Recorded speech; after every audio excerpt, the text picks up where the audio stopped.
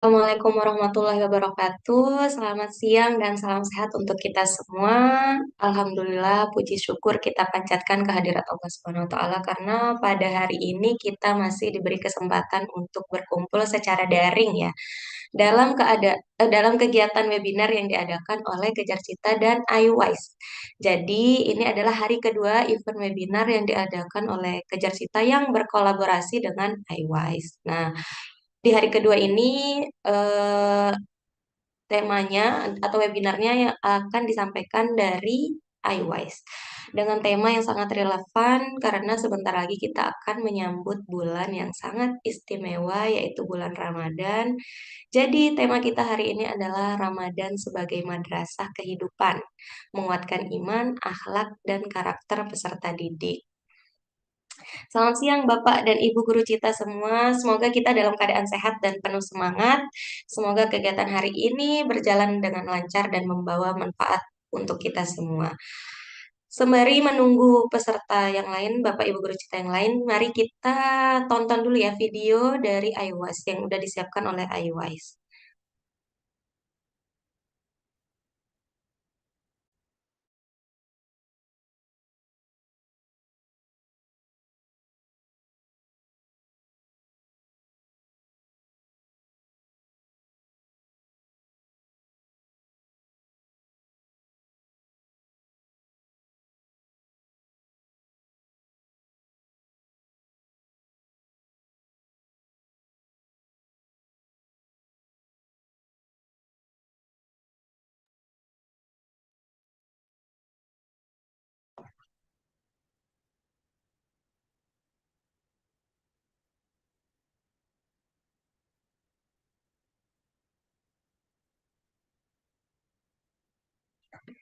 Oke, sembari menunggu videonya juga. Jadi, nah tema kita hari ini kan tentang,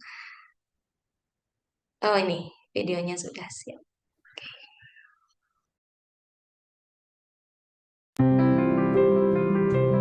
Menjadi seseorang yang bisa melihat dunia dari sudut pandang yang berbeda memang cita-citaku sejak dulu. Perkembangan dunia teknologi dan kemajuan peradaban sangatlah pesat dan cepat. Namun, di balik semua itu, melakukan hal-hal sederhana yang kita anggap biasa adalah satu cara untuk berbagi kebahagiaan. Yang katanya, profesiku ini ialah mimpi bagi banyak orang. Mengobati yang sakit bukan hanya sekedar tugas bagiku. Halo? Oh, udah di jalan ya? Iya ya, saya segera ke sana ya. Oke, iya. Tapi lebih dari sekedar tanggung jawab dan ibadah buatku. Terima kasih, Bu. Yang katanya, profesiku ini ialah mimpi bagi banyak orang. Setiap langkah dimulai dengan banyak mimpi. Mimpi untuk melihat hasil dari proses yang selama ini kita jalani. Banyak orang bilang profesiku ini pahlawan tanpa tanda jasa. Tapi bangga rasanya melihat mereka di sini menjadi lebih hebat daripada saya.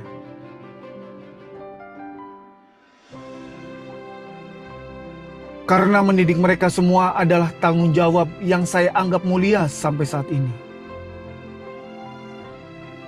Hal itu yang saya dapatkan dahulu ketika saya belajar dengan fondasi ilmu agama.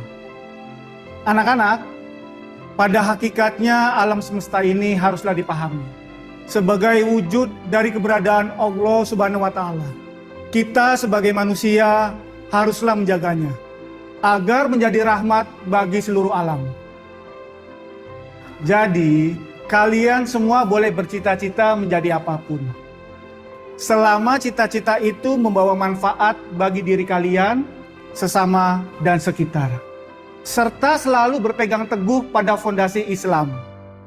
La ilaha illallah. Dengan didasari ilmu agama, maka semua hal yang ada di dunia ini akan menjadi manfaat dan keberkahan untuk saat ini, esok, dan di kemudian hari. Karena ilmu pengetahuan tanpa agama adalah fana.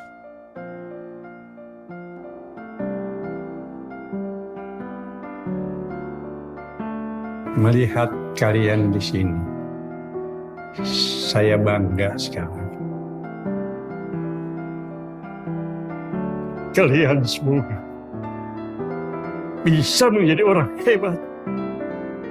Yang hebat itu bukan aku dan juga bukan teman-temanku. Yang hebat adalah orang yang dengan sabar dan tanpa putus asa selalu mengingatkan kami untuk memaknai Islam sebagai petunjuk arah dari setiap aspek kehidupan.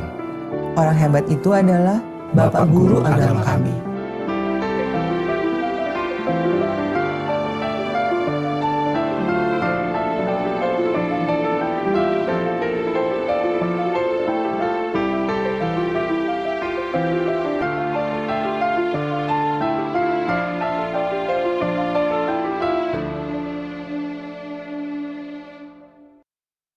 Assalamualaikum warahmatullahi wabarakatuh. My name is Zuni.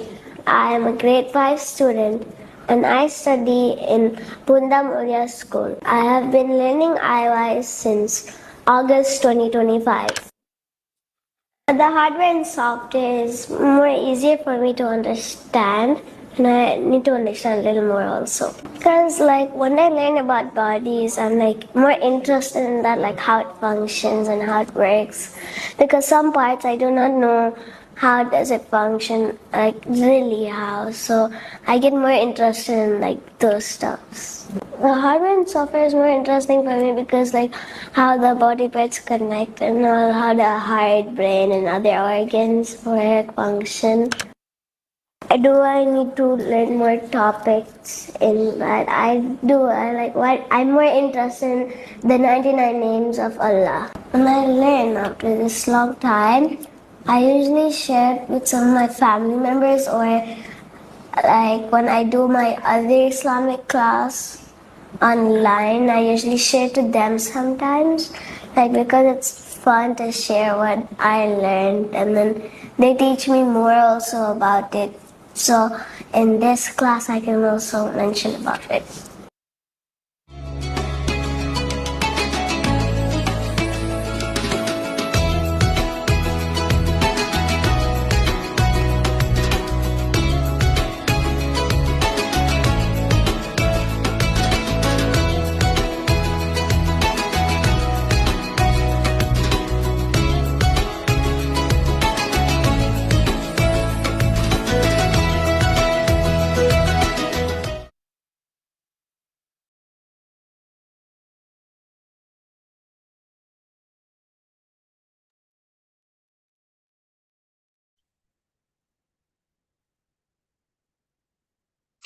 Nah, Bapak Ibu guru kita sekalian, Ramadan sering kita maknai sebagai bulan ibadah puasa, tadarus, dan amal kebaikan lainnya. Tapi lebih dari itu, Ramadan sejatinya adalah sekolah kehidupan yang mengajarkan banyak hal, mulai dari keimanan, pengendalian diri, hingga pembentukan akhlak dan karakter, khususnya bagi peserta didik. Nah, melalui webinar ini kita akan mengupas bagaimana nilai-nilai Ramadan bisa kita jadikan fondasi dalam membangun karakter generasi penerus.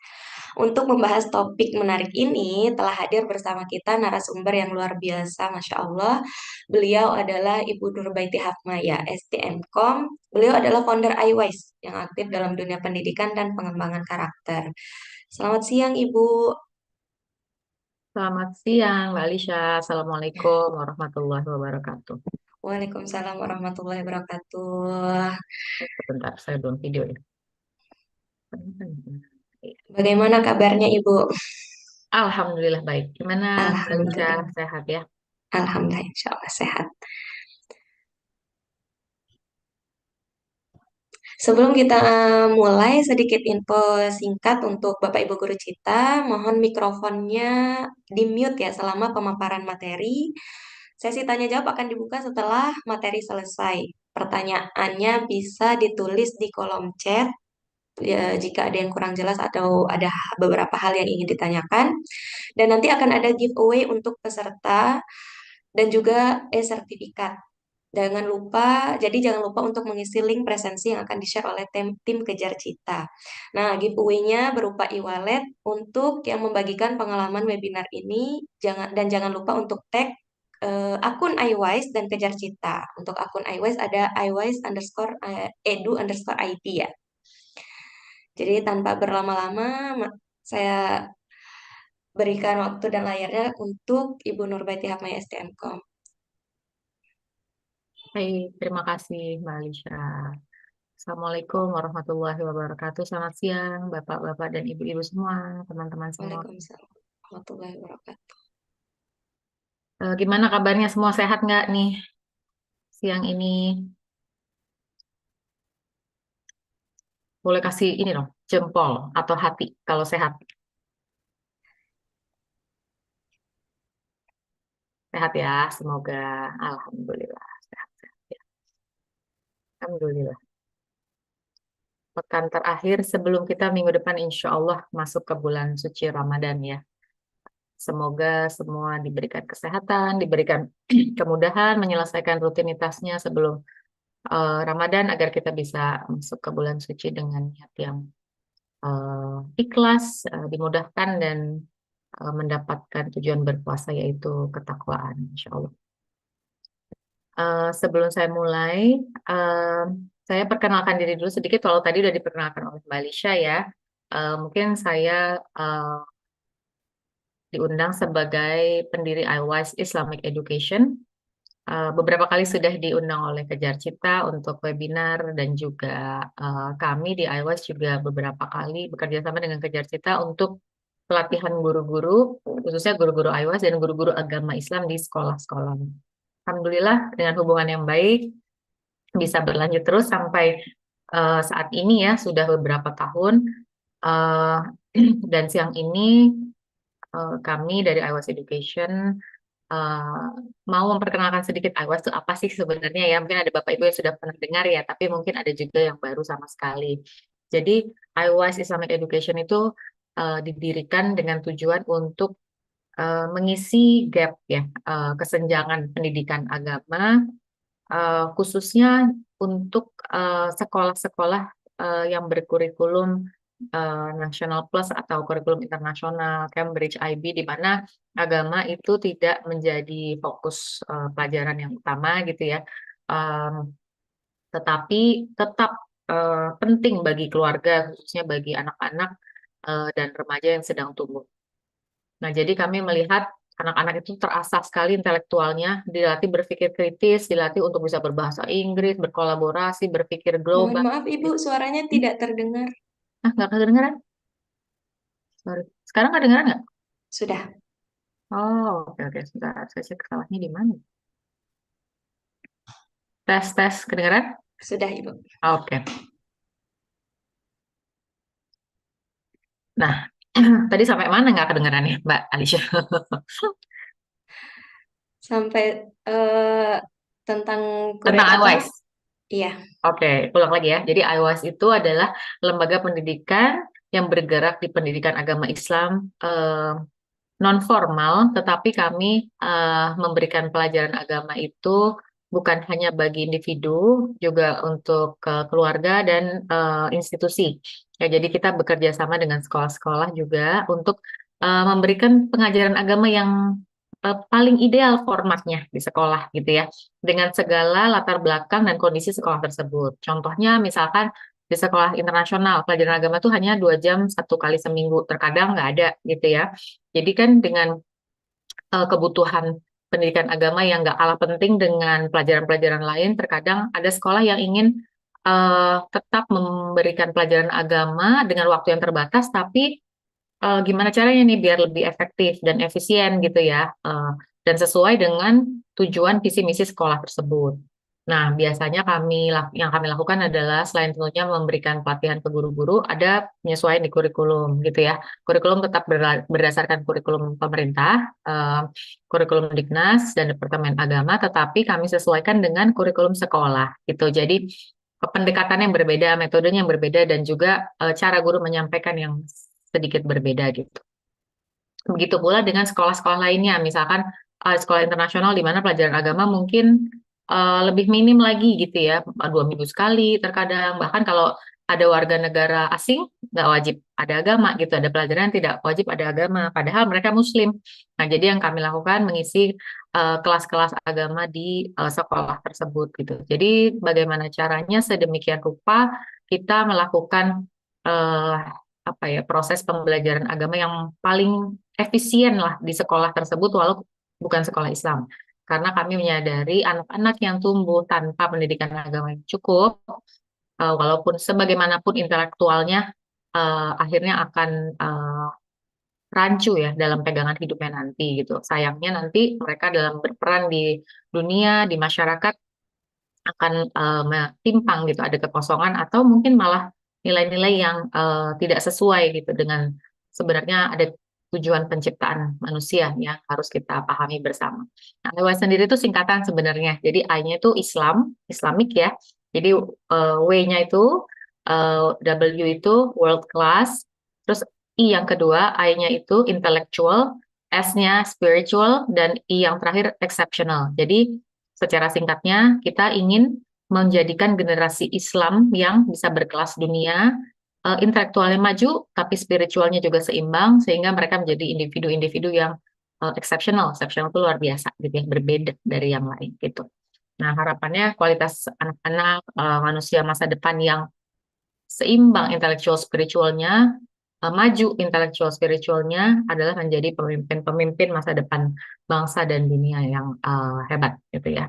Nah, itu yang kami lakukan di IWS. Insya Allah hari ini saya akan berbagi sedikit tentang Ramadan sebagai madrasah kehidupan, menguatkan iman, akhlak, dan karakter peserta didik. Sebagaimana Bapak Ibu semua ketahui ya, bahwa bulan Ramadan itu adalah bulan yang istimewa, ya, spesial. Allah berikan khusus buat manusia untuk mendapatkan banyak sekali manfaat, ya, berkah bukan hanya dari sisi spiritual, tetapi juga di banyak sisi lainnya ternyata manfaatnya. Nah, ini yang hari ini kita mau bahas, bahwa dalam proses pembelajaran pun ternyata bisa direlevansikan ya Bapak Ibu di sekolah, dan gimana caranya supaya optimal nih di bulan Ramadan, sekolah-sekolah proses pembelajaran ya. Kemarin udah ada satu webinar ya di awal ya, yang menyampaikan tentang proses pembelajaran di sekolah ya selama bulan Ramadan. Nah, mungkin hari ini saya fokuskan di pendekatan pendidikan agama Islamnya juga, dan juga hubungannya dengan pembentukan karakter peserta didik. Oke. Sebelum mulai, saya berdoa dulu ya. Bismillahirrahmanirrahim. Innalhamdalillah nahmaduhu wa nasta'inuhu wa na'udzubillahi min syururi anfusina wa min sayyiati a'malina. Bismillahirrahmanirrahim. Ala hadiyan asyhadu an la ilaha illallah wa la syarika lahu wa asyhadu anna sayyidina Muhammadan abduhu wa rasuluhu la nabiyya ba'dah. Bismillahirrahmanirrahim. Rabbi shrah li sadri wa yassir li amri wa hlul 'uqdatam min lisani yafqahu qawli. Boleh masuk slide berikutnya, Dito? Oke, refleksi sejenak nih Bapak Ibu guru sekalian. Orang tua yang mungkin hadir di webinar kali ini juga, Ramadan di sekolah. Halangan atau peluang nih, Bapak Ibu? Coba kalau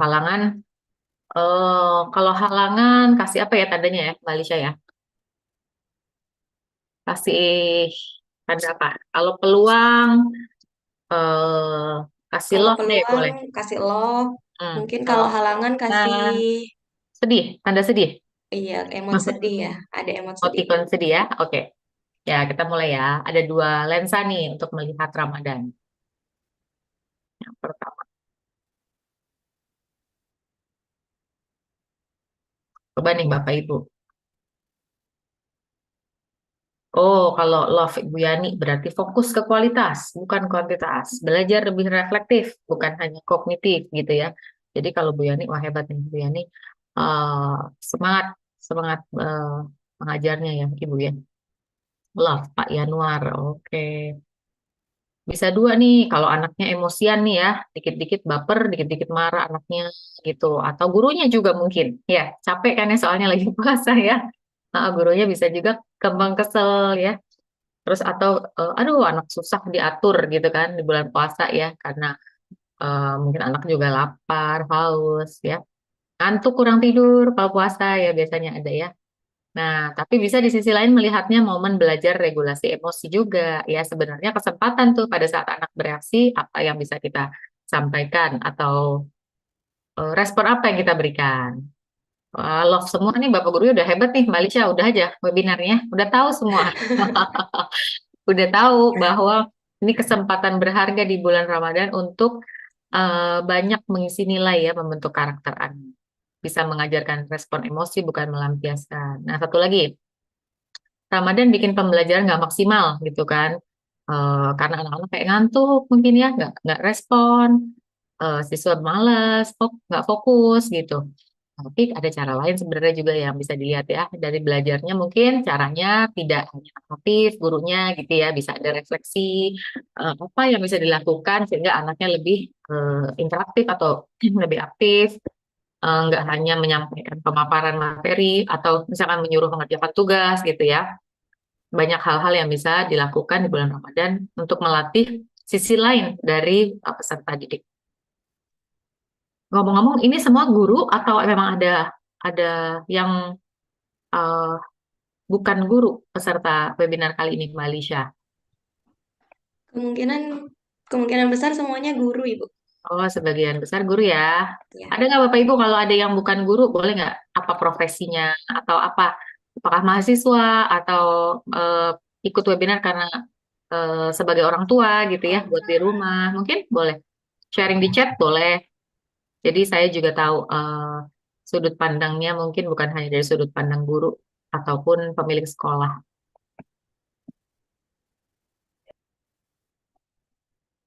Wah, jadi jadinya guru semua ya di sini ya, Masya Allah. Semangat belajar ya Bapak Ibu, terus mengasah diri, upgrade diri sama kejar cita ya lewat webinar-webinar ini, Masya Allah. Oke, sebagian besar guru. Baik, kita mulai. Ada 3 bagian hari ini, Insya Allah jika waktunya memungkinkan. Yang pertama kita maknai Ramadan dan puasa. Yang bagian kedua Ramadan sebagai waktu emas untuk memperkuat iman dan akhlak. Dan yang terakhir sebagai momentum pembentukan karakter, ya, membawa perubahan nyata khususnya di sekolah ya. Kalau Bapak dan Ibu guru di sini memang pengajar ataupun kepala sekolah. Baik. Yang pertama makna Ramadan dulu nih ya, kita pengingat buat kita semua ya, buat saya juga, buat semua Bapak Ibu guru yang ada di sini. Terkadang Ramadan itu dimaknai hanya sekedar bulan puasa gitu ya, bulan dimana habis itu Lebaran gitu ya, ada libur Lebaran, pulang kampung, mudik gitu ya mungkin ya Bapak Ibu ya. Tapi ternyata kan sebenarnya Ramadan itu bulan spesial, bulan yang luar biasa Allah berikan. Lebih dari sekedar puasa makan dan minum. Apa sih maknanya? Ya, saya ingatkan lagi kembali sedikit bahwa Ramadan secara etimologis itu artinya panas yang membakar ya. Dan maknanya apa kok panas yang membakar bulan Ramadan? Maknanya itu oleh para ulama dimaknai sebagai bulan yang membakar dosa dan bisa membersihkan hati kita gitu. Jadi luar biasa kalau kita maknai ya, dari namanya, dari asal katanya saja, bulan Ramadan itu mengandung makna membakar, membersihkan, mensucikan gitu. Makanya nanti kita Idul Fitri itu maknanya apa? Ya kan, kembali ke fitrah gitu. Karena apa? Kita lah menjadi manusia-manusia yang kembali bersih ya, sesuai fitrahnya Allah ciptakan, suci kembali gitu. Di mana fitrah yang Allah berikan itu adalah fitrah yang terbaik ya pada saat kita dilahirkan, dan itu adalah dimanfaatkan di bulan Ramadan untuk menjadi momentum pembersihan, mengembalikan. Bayangkan setiap tahun kita dikasih 1 bulan sama Allah untuk riset lagi, ya, riset lagi, mengembalikan yang tadinya mungkin 11 bulan sebelumnya kita bukan hanya sibuk dengan rutinitas, tapi juga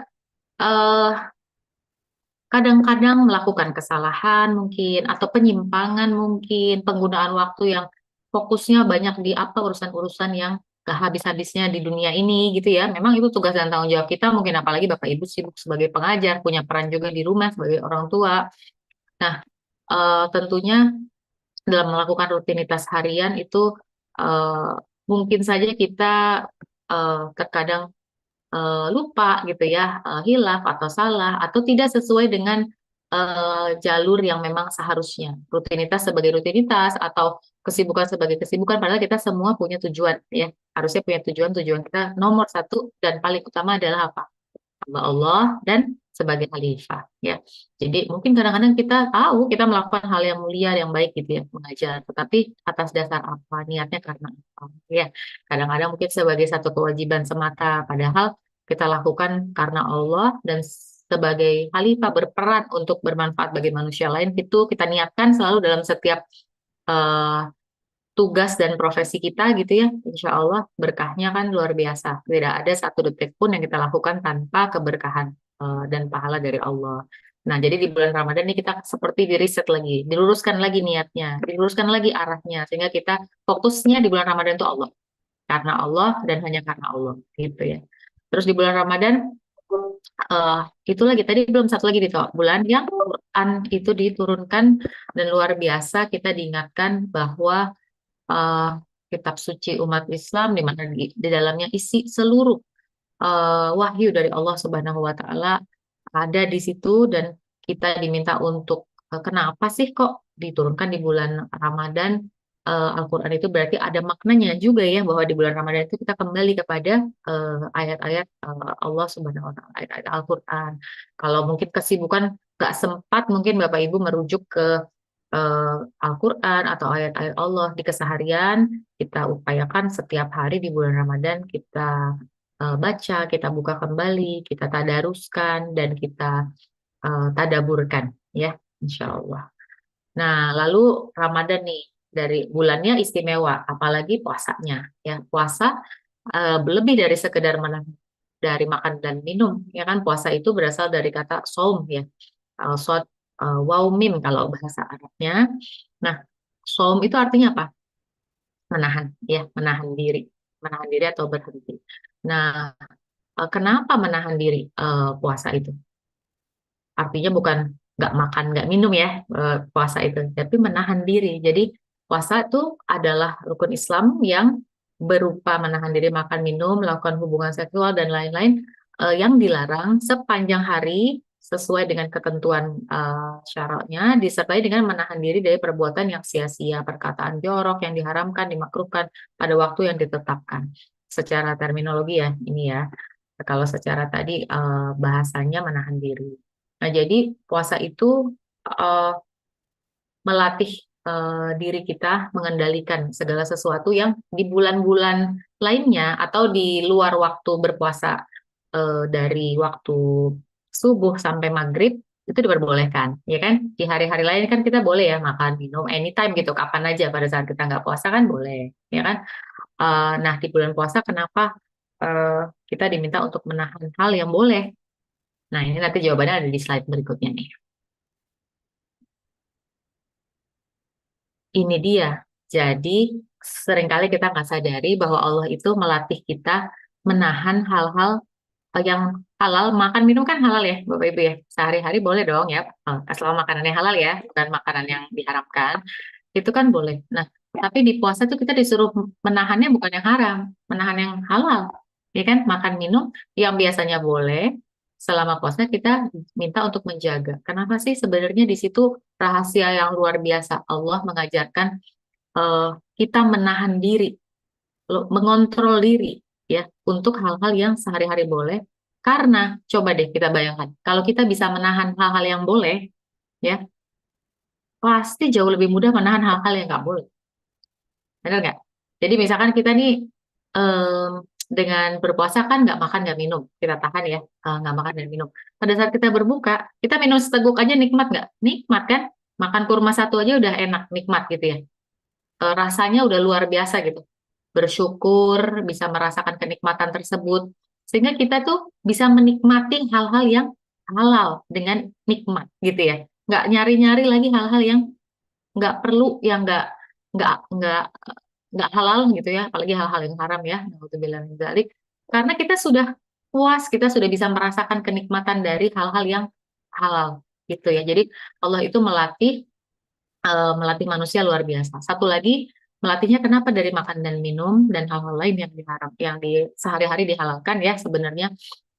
Karena makan minum terutama makanan ya, itu kan sumber energi ya. Sumber energi salah satunya adalah untuk kita melakukan segala sesuatu termasuk menuruti ego, keinginan, ya kan? Kalau kita nggak ditekan keinginannya melalui makan dan minum, semakin tinggilah dorongan hawa nafsu dan perilaku, bukan hanya hal-hal yang nggak baik, tetapi juga hal-hal yang berlebihan, ya. Contoh, makan minum kan boleh, ya, tapi makan minum berlebihan kan jadi nggak baik buat diri kita, gitu.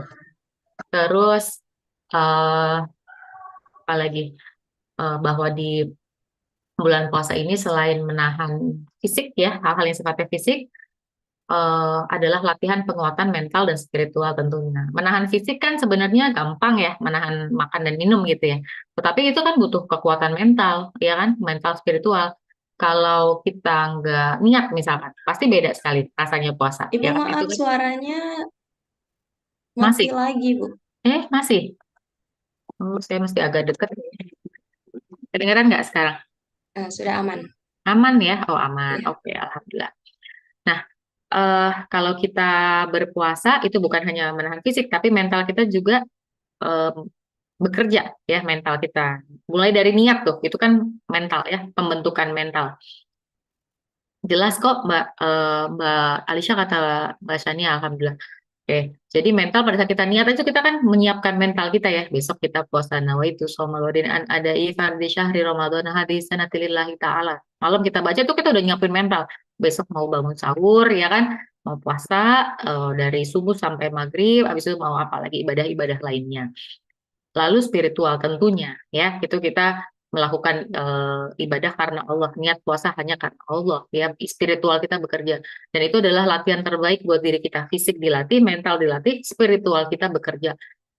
Manusia itu kan tiga-tiganya tuh ada ya fungsi ya fakultasnya di diri manusia ya, fisik, intelektual, mental, spiritual, semuanya ada dan digunakan, dilatih pada saat berpuasa di bulan Ramadan. Makanya Rasulullah Shallallahu Alaihi Wasallam bersabda, puasa itu perisai. Nah, seperti yang di screen nih, perisai. Kenapa dibilang perisai?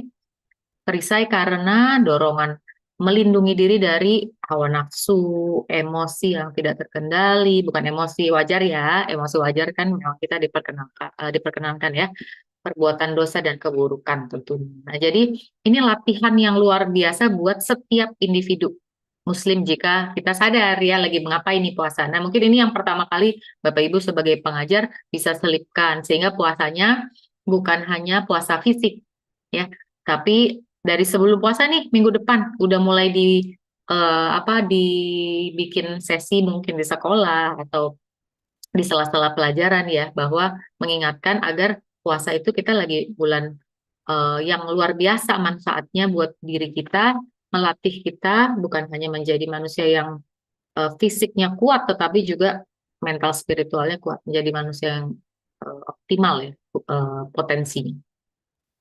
Oke, lanjut ya Dito. Saya dibantu Kak Dito nih dari IWAS juga. Nah, ini tadi, jadi puasa itu sebagaimana ini ayat yang selalu diingatkan kembali tentang perintah puasa ya. Puasa sebagai self-management konsep kalau dalam pendidikannya, tetapi kalau di ayatnya tujuannya buat apa? Agar kamu bertakwa. Kita semua menjadi orang yang bertakwa. Nanti kita bahas nih di sini. A'udzubillahi minasyaitonirrajim. Ya ayyuhalladzina amanu kutiba alaikumussyam kama kutiba alal ladzina min qablikum la'allakum tattaqun. Nah, artinya apa? Wahai orang-orang yang beriman. Nah, yang dipanggil orang yang beriman nih. Jadi kalau kita nggak beriman, Allah nggak suruh kita puasa. Jadi memang spesial. Puasa itu adalah perintah untuk orang yang beriman. Kenapa? Karena kesadaran pertamanya berpuasa karena iman. Kalau nggak berat ya. Nahan makan minum kalau nggak karena Allah berat, ya kan? Jadi puasa itu latihan salah satunya penguatan iman yang terbaik. Lalu diwajibkan atas kamu berpuasa agar kamu bertakwa. Ini tujuan puasa yang paling utama, ya, bukan supaya kamu bisa tahan tidak makan dan minum supaya kamu jadi sehat, ya. Tujuannya bukan itu. Tentunya itu ada manfaatnya, tetapi agar kamu bertakwa tujuan utamanya. Takwa itu apa sih? Ya, takwa itu apa?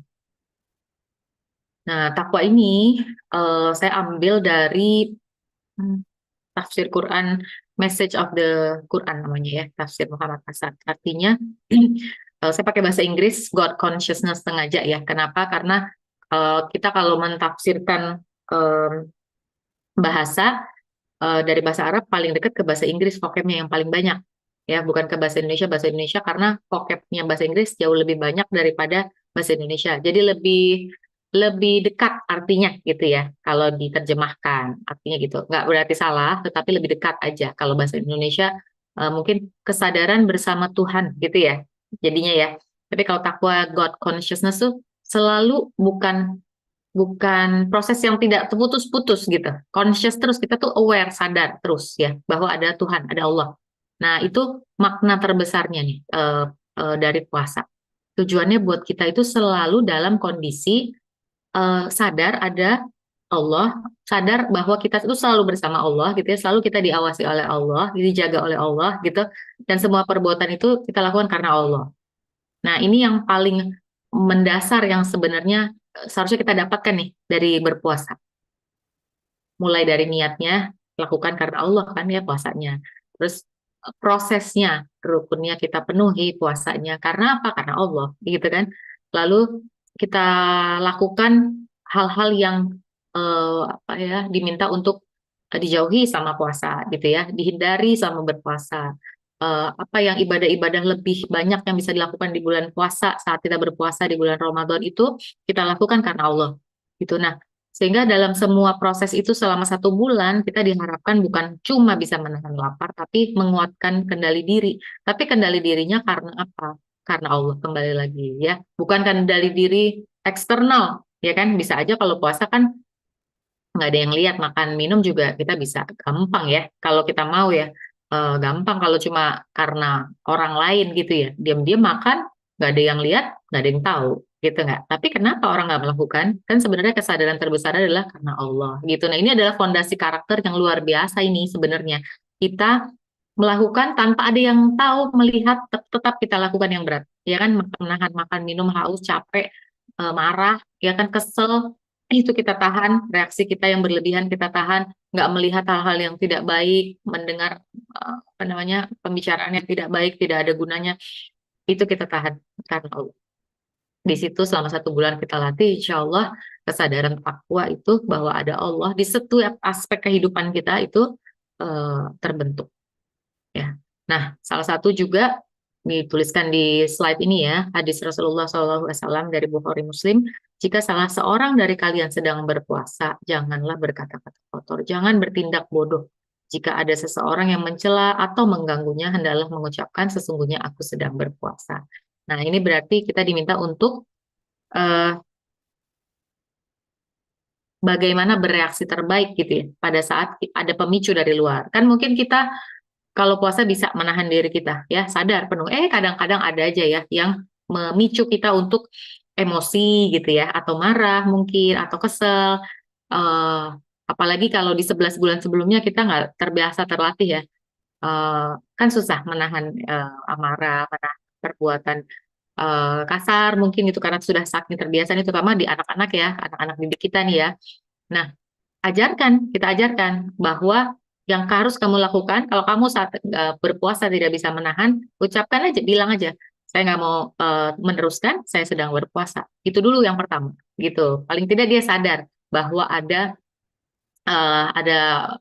kesadaran bahwa dia sedang berpuasa dan ada yang bisa dia lakukan, gitu. Kalau enggak, namanya anak-anak ya reaktif aja. Apa yang sudah terbentuk 11 bulan sebelumnya, ya itu akan keluar otomatis.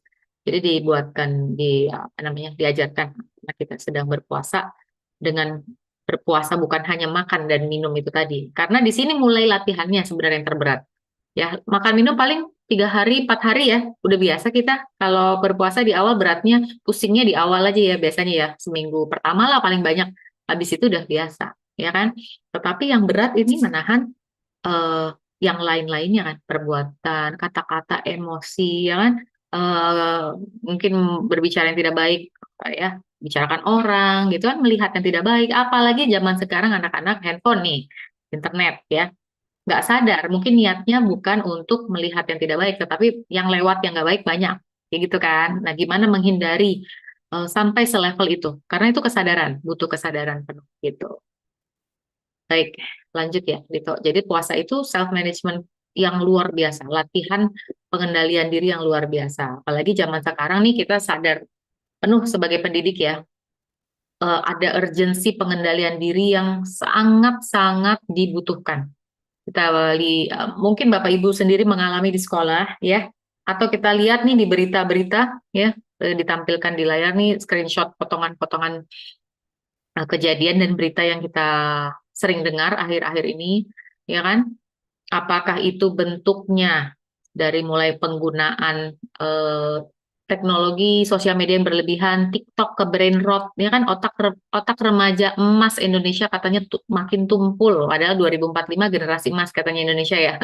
Tetapi kenapa penggunaan yang berlebihan, ya kan?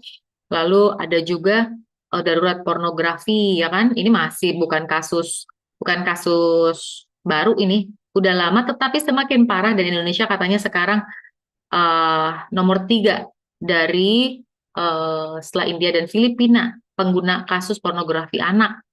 Ya, Nauzubillah min dzalik, serem sekali ya sebenarnya. Pornografi itu padahal kita semua tahu merusak otak, merusak kerja otak. Nah, jadi ini kan hal-hal yang apa sih sebenarnya yang kita sayangkan itu hilang, pengendalian diri, ya kan? Kesadaran dan pengendalian diri. Kenapa? Karena sekarang ini kita di era teknologi, digital, internet udah nggak bisa sekedar melarang, nggak boleh ini, nggak boleh itu. Tetapi mereka disuguhkan terus-menerus gitu ya, bukan sekedar pilihan itu, tapi disuguhkan terus-menerus. Jadi kalau anaknya tidak punya kesadaran, kenapa? Dan dia tidak tahu, apalagi nggak membawa Allah atau Tuhan ya di kehidupan dia, nggak ada takutnya, ya kan? Nggak ada takutnya lalu dipicu oleh adiksi, ya kan? Karena sifatnya ini semua menyebabkan adiksi, apakah itu sosial media, apakah pornografi, apakah judi online, bahkan sekarang game-games ya, terselubung judi online kan, banyak sekali apa namanya di lingkungan anak-anak dan remaja khususnya.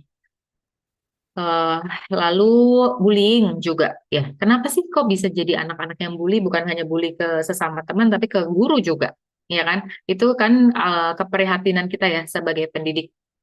Kalau udah di level bisa membuli guru atau apa namanya nggak ada respect sama guru ya, itu kan udah butuh perhatian yang jauh lebih besar dari sekedar hukuman gitu ya, memberikan hukuman, karena ini isunya mendasar, berarti anak-anak tidak punya adab, ya kan, di dalam keseharian, adab terhadap orang yang lebih tua, terhadap guru, ya kan. Dan juga tidak mampu menahan emosi ataupun mengendalikan diri. Hal yang sederhana bisa jadi pemicu kemarahan berlebihan, emosi yang berlebihan, gitu ya. Nah, jadi Bapak Ibu, darurat bullying Indonesia nih ya. Daruratnya banyak sih sepertinya ya di Indonesia ini ya. Concern ya kita ya sebagai pendidik, saya khususnya sangat sangat sangat concern. Kalau Bapak Ibu guru, saya yakin juga punya concern, kekhawatiran yang sama. Mudah-mudahan eh, eh, orang-orang yang bisa memiliki power lebih ya, membuat kebijakan maupun mengatur ini semua bisa tergerak untuk melakukan perubahan yang mendasar ya. Di luar negeri sudah diatur sedemikian rupa, di negara-negara barat, Australia, Eropa, Inggris udah melarang penggunaan sosial media gitu. Pornografi bisa diblok, apalagi di Cina. Cina itu kita mau pakai Google aja nggak bisa.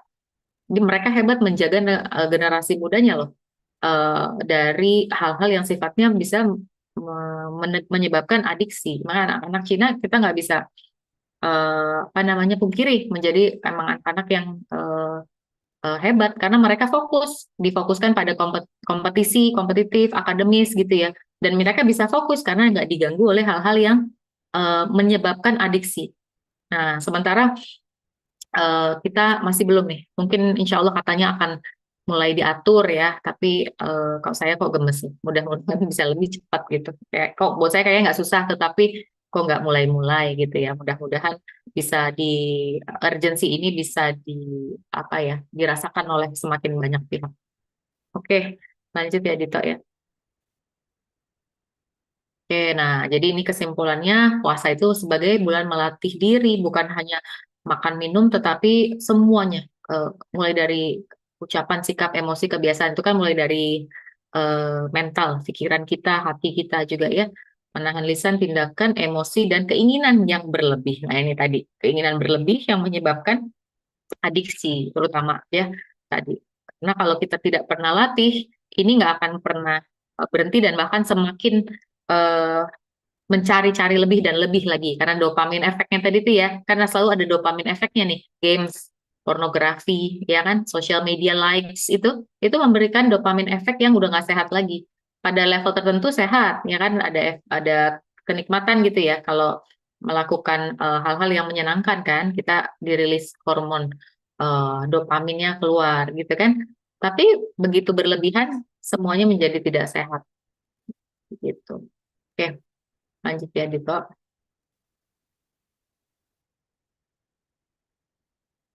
Nah, ada riset sedikit nih yang kita bisa share dan mungkin membuat semangat ya. Jadi Bapak Ibu kalau bulan puasa sebenarnya bukan menjadi halangan untuk proses pembelajaran karena ternyata eh, 60-80% studi tentang kondisi saat berpuasa atau bulan Ramadan itu ternyata mengalami kesejahteraan psikologis. Manusia itu mengalami peningkatan kesejahteraan psikologis selama Ramadan.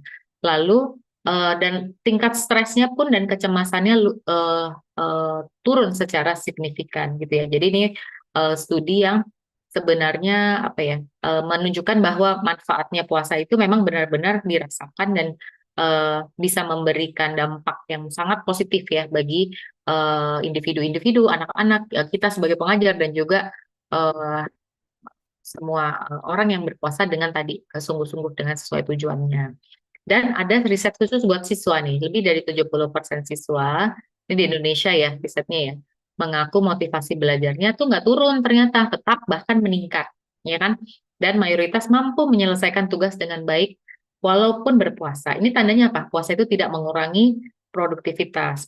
Puasa itu malah meningkatkan kemampuan berpikir optimal, ya kan? Jadi kadang kita pikir kalau nggak makan nggak bisa mikir ya, ternyata tidak. Sebaliknya, jadi malah bisa lebih optimal karena fokus tuh pada bukan fokus energinya dipakai untuk mengolah makanan ya, pencernaan digestion system kita tuh kan butuh energi untuk diolah. Tapi karena kita menahan lapar dan haus, energinya bisa dialihkan untuk fungsi-fungsi lain dan ternyata manfaatnya luar biasa. Oke, boleh lanjut gitu.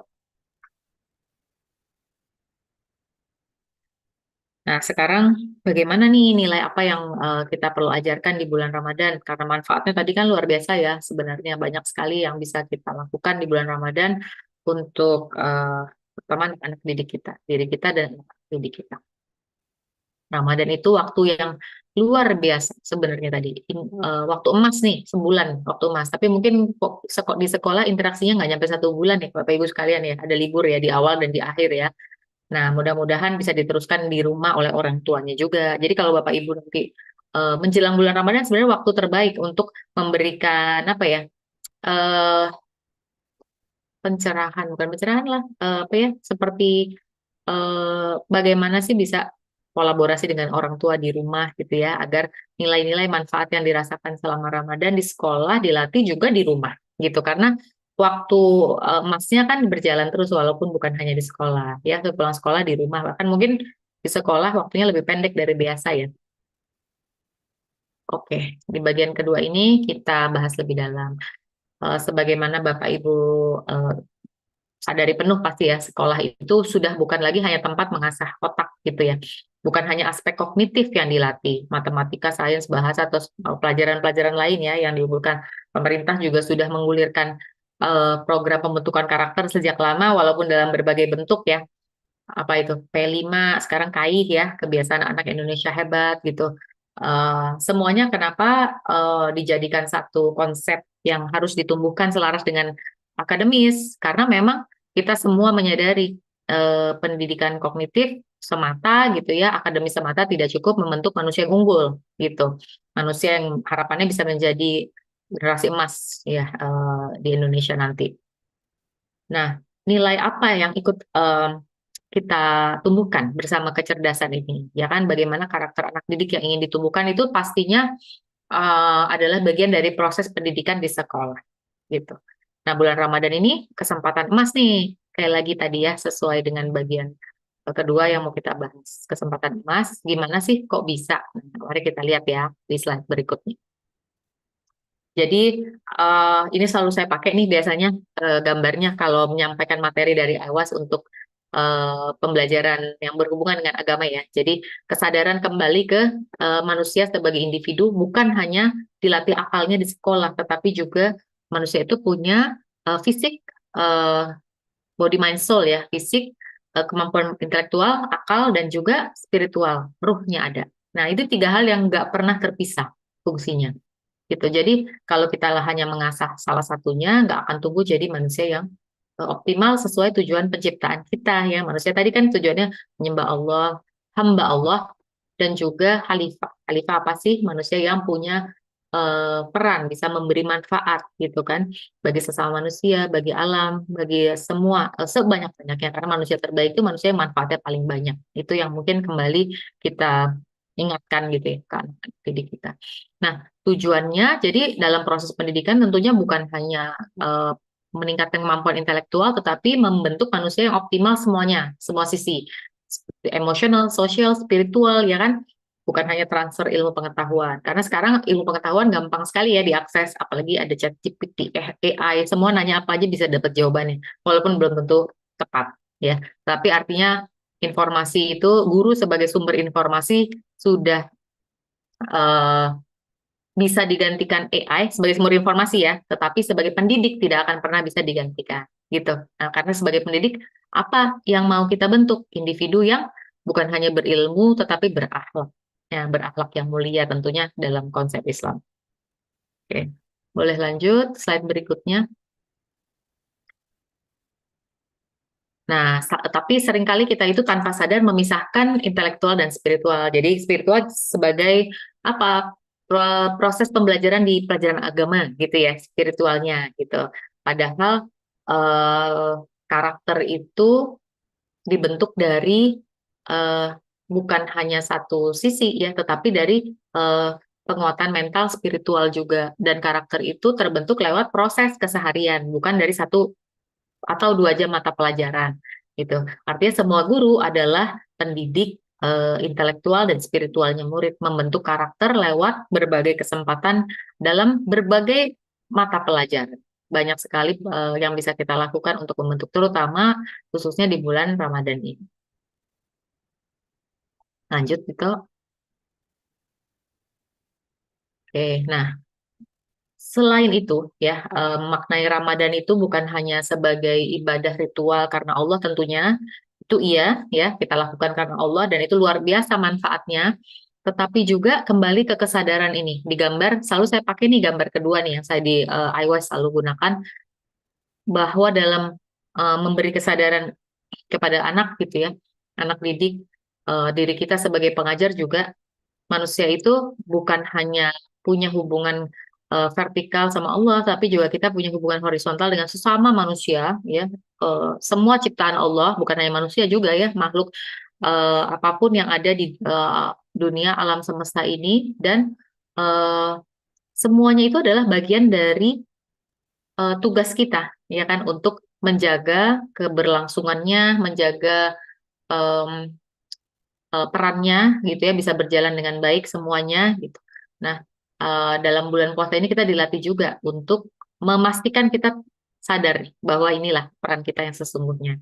Kembali kepada Allah dengan puasanya, niat karena Allah, menjaga puasanya karena Allah. Tetapi banyak juga kita dilatih untuk membangun kesadaran peduli dan empati ya, kesadaran sosial kita dilatih selama bulan Ramadan.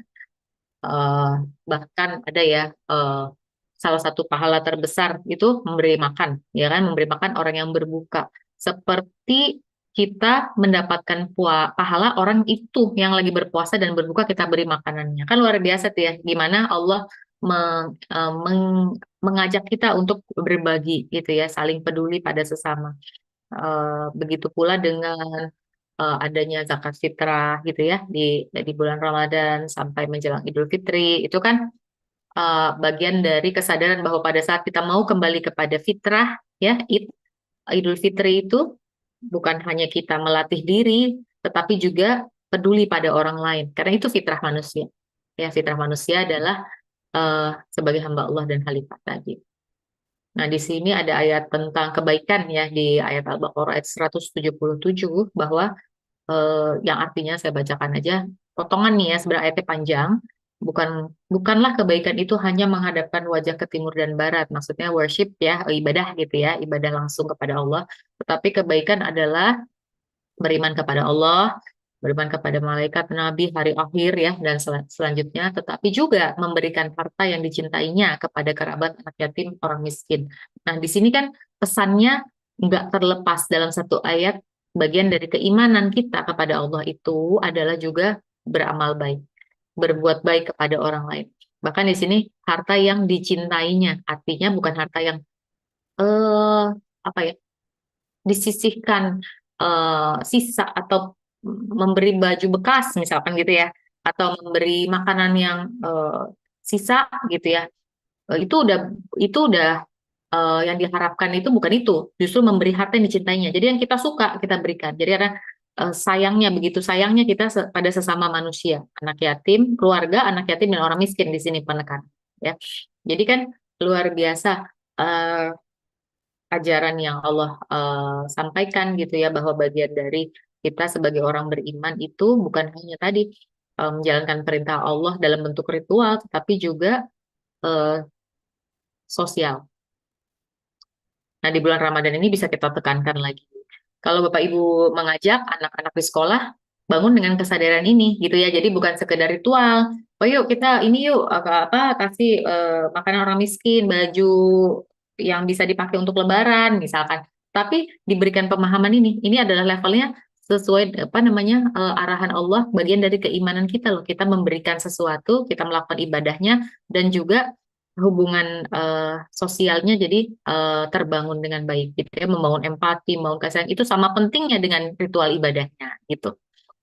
Jadi anak-anak selalu sadar peran dia sebagai tadi khalifah yang memberi manfaat pada banyak orang dan juga lingkungan.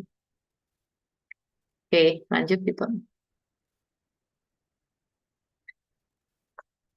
Oke, masuk bagian ketiga nih, masih ada waktu ya. Nah, jadi kalau berangkat dari kesadaran tersebut, prosesnya apa sih yang bisa kita lakukan di sekolah nih, membentuk karakter untuk membawa perubahan. Harapannya gitu ya, jadi puasanya bukan lewat 1 bulan, menahan makan, minum, atau kita berbagi misalkan kepada sesama ya di sekolah, tetapi juga benar-benar bisa membentuk karakter, membuat perubahan, dan manfaatnya nanti luar biasa untuk proses pembelajaran yang efektif di sekolah. Guru jadi lebih ringan, ya kan? Hasilnya lebih baik tentunya proses pembelajarannya. Karena memang Ramadannya jadi momentum nih, ya. Karena Allah aja udah kasih momentumnya. Istimewa, ini spesial nih, bulan bulan yang tiada duanya. Pahala puasa itu langsung dari Allah, ya kan? Kalau kebaikan lain semua diberikan kebaikan 10 kali lipat sampai 700 kali lipat oleh Allah, kecuali puasa. Kata Allah, aku berikan langsung pahala. Luar biasa kan ya. Jadi niatnya kita juga sebagai pendidik mungkin bisa memanfaatkan momen ini untuk membentuk momentum, membentuk karakter. Jangan disia-siakan, sayang. Ya, karena di bulan ini berkahnya banyak. Anak melakukan perbuatan menahan makan, minum, dan lain-lainnya itu yang tidak harus dijaga itu dengan kesadaran dari dalam, ya kan, bukan karena dia takut sama aturan atau sama guru gitu, benar-benar lagi dari dalam ya kan, kesadaran dia bersama Allah, bersama Tuhannya gitu. Nah, ini kita manfaatkan jadi momen perubahan karakter. Oke. Nah, ini selingan sedikit nih, apa yang berubah di sekolah saat Ramadan, coba Bapak Ibu. Iya nggak? Coba Dito tampilin. Ada yang berubah nggak di sekolah saat Ramadan nih yang ditampilkan oleh Dito? Jadwal berubah nggak jadwal? Jam sekolah berubah ya? Pastinya ya. Ya, berubah Bu. Berubah. Metode berubah nggak Bapak Ibu? Metode belajarnya? Sedikit Bu. Sedikit berubah. Kalau mata pelajaran nggak ya Pak ya? Tetap ya. Nah, energi, produktivitas, kira-kira Bapak Ibu guru dulu deh, Bapak Ibu guru semangat atau capek juga sih ya? Semangat di 3 jam pertama, Bu. Semangat 3 jam pertama ya. Habis itu udah agak siang lemes ya Pak. Iya memang. Ya itulah ya puasa ya betul. Ya, kalau lagi lemes apa Pak? Apa yang dilakukan Pak di kelas? Lagi lemes. Mm-mm. Kalau lagi lemes di kelas, ya mungkin anak-anak suruh baca gitu. Oh ya. Emang Jadi biasanya kalau kita lemes, anak juga lemes sih, Bu. Jadi iya, kena iya, ya. nular ya lemesnya ya. Iya. Dito. Nah, ya memang tidak dipungkiri pasti semua ini mempengaruhi ya. Tapi eh, mudah-mudahan dengan pendekatan yang berbeda dan nilai-nilai reflektif ya yang bisa ditanamkan. Jadi memang fokusnya bukan pada kuantitas, tapi kualitas ya.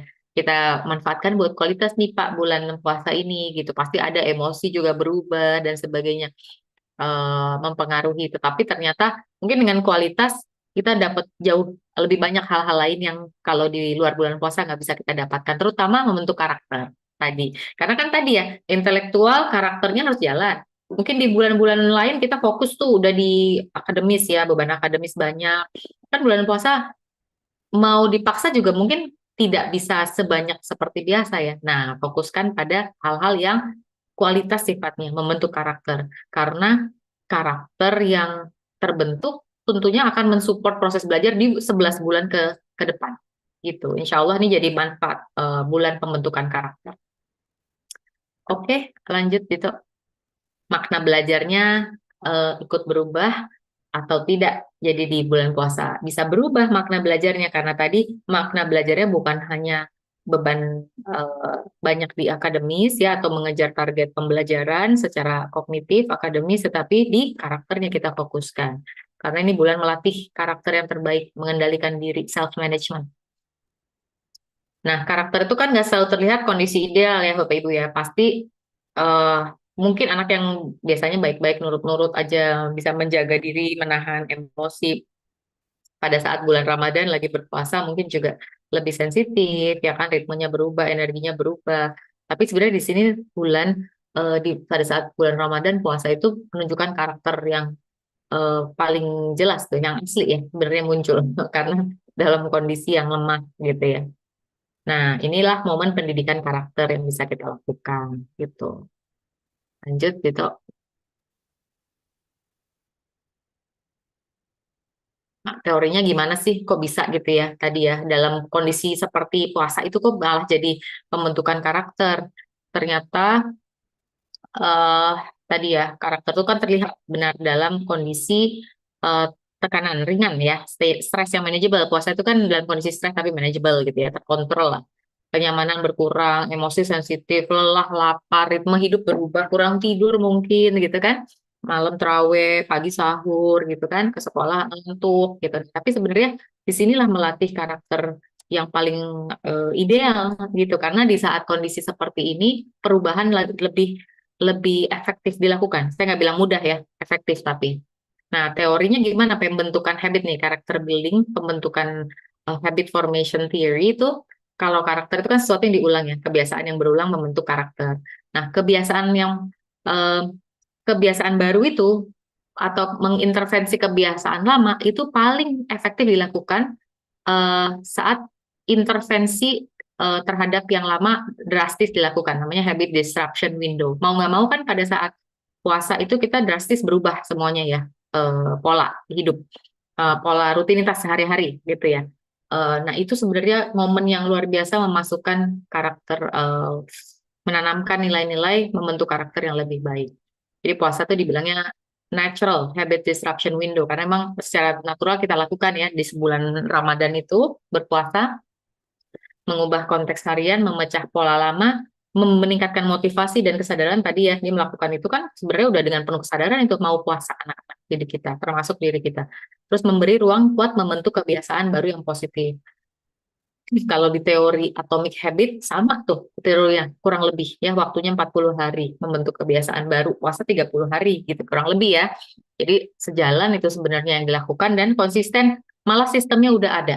Kalau di teori atomic habit itu, Bapak Ibu pernah dengar ya, saya juga pernah bahas kayak di webinar sebelumnya, itu kita harus bikin sistem untuk mengubah satu kebiasaan atau membentuk satu kebiasaan baru.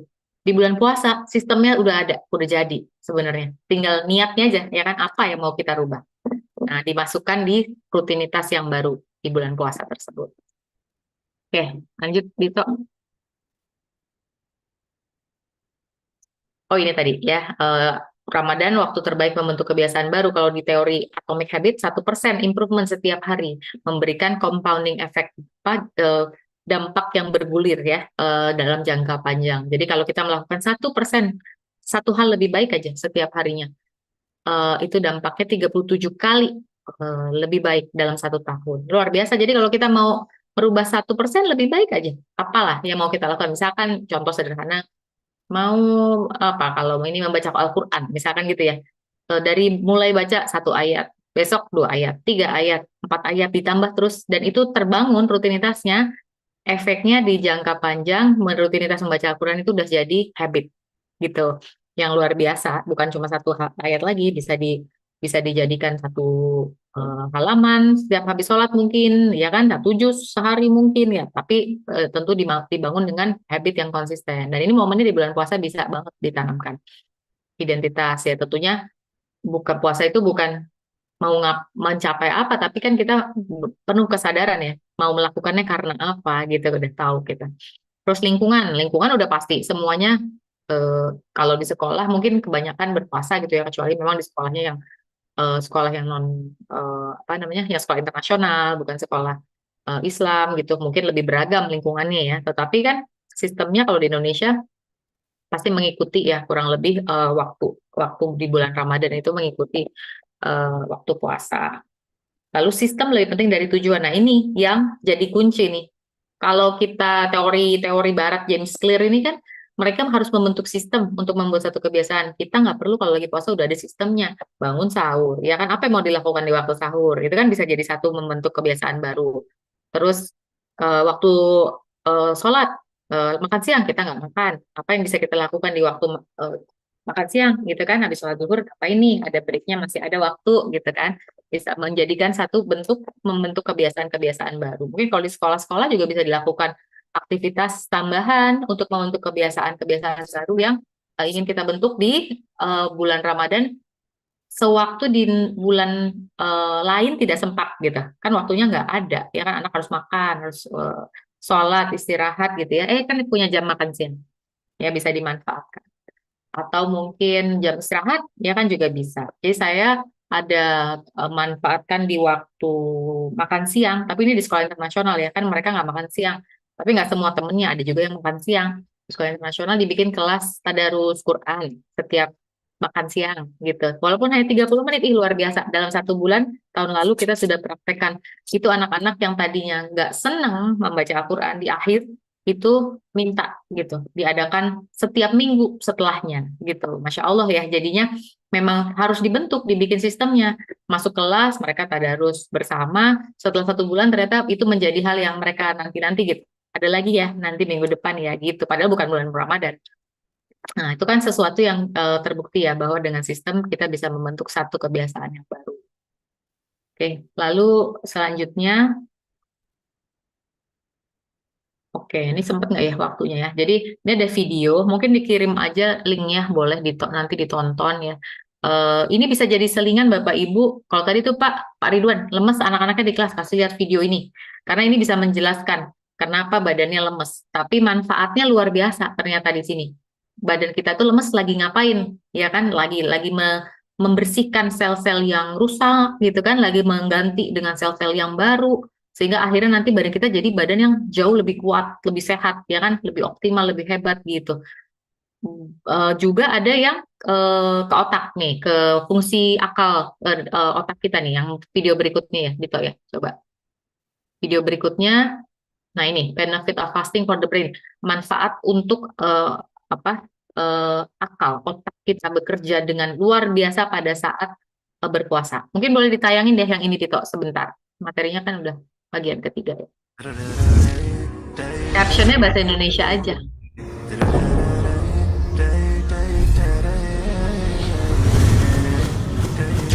fasting do to your brain?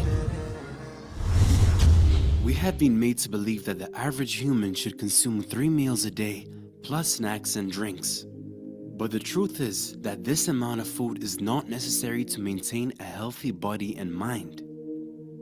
Food companies and pharmaceutical industries push for excessive food consumption in order to make an ever-growing profit. The bottom line is that healthy people who exercise and engage in fasting are not profitable enough for these billion-dollar companies. The sad reality is that many people today lack self-control and do not eat out of hunger, but purely for the comfort and enjoyment of food. This has sparked a rise in obesity and many other diseases. The Prophet, peace be upon him, emphasized the habit of eating less as a method of preventing sickness and disease. He said, "Nothing is worse than a person who fills his stomach. It should be enough for the son of Adam to have a few bites to satisfy his hunger. If he wishes more, it should be 1/3 for his food, 1/3 for his liquids, and 1/3 for his breath." Effects of fasting on the brain. Professor Mark Mattson at Johns Hopkins University, chief of the Laboratory of Neuroscience with the National Institute on Aging. He has published a number of papers that can explain how fasting 2 times a week can reduce the chances of developing Alzheimer's and Parkinson's disease, which are on the rise. We've known for quite some time that alterations to one's diet impacts brain functionality. Neuroscientists have found that overfed brains are more likely to become impaired. Mattson reports that fasting causes an array of neurochemical alterations in the brain. Abstaining from food boosts cognitive function, decreases inflammation, and helps one cope with stress. Fasting is the equivalent of issuing a challenge to one's brain. The brain responds by modifying stress pathways and consequently reducing the risk for various diseases. A person who fasts empowers his brain to boost its protein production and catalyze the growth of neurons and bonds between neurons. Memory ability and learning aptitude increase in response to fasting as it stimulates the creation of ketones and mitochondria in neurons/nerve cells. Fasting even bolsters the fortitude of synapses. In some instances, fasting helps create new nerve cells from the hippocampus's stem cells. Fasting for DNA repair. Professor Mattson has also found that those who practice fasting are more likely to enjoy enhanced nerve cells that repair DNA. Fasting can protect the immune system, as refraining from food consumption helps stem cells self-renew from a dormant state. Fasting essentially destroys old, compromised immune cells and catalyzes stem cells to form a brand new, perfectly healthy cells. In 2007, a scientific review of studies centered on fasting was printed in the American Journal of Clinical Nutrition. The review determined that fasting is an effective means of reducing cancer, as well as cardiovascular disease. The article also provided evidence that fasting has the potential to treat diabetes. It is clear that fasting boosts the brain's health and functionality, as well as the integrity of the cells throughout the body. The problem? You'll most likely never hear about any studies performed by the pharmaceutical industries or any food companies regarding the merits of fasting. Their agenda is clear: encourage human beings to overeat and sell them pharmaceuticals to alleviate the negative consequences of such a gluttonous diet. However, you do not have to eat 3 square meals each and every day. You have the power to read about the benefits of fasting and incorporate this knowledge into your everyday life. To conclude, as time goes on, science will continue to uncover information that supports the Muslim way of life. Professor Mark Mattson mentioned some powerful life-changing benefits that come from fasting twice a week. But fasting twice a week is not a new thing for Muslims. The Prophet, peace be upon him, used to fast on Mondays and Thursdays every week outside the month of Ramadan. This sunnah is still practiced by millions of Muslims all over the world who continue to benefit in ways they didn't even know.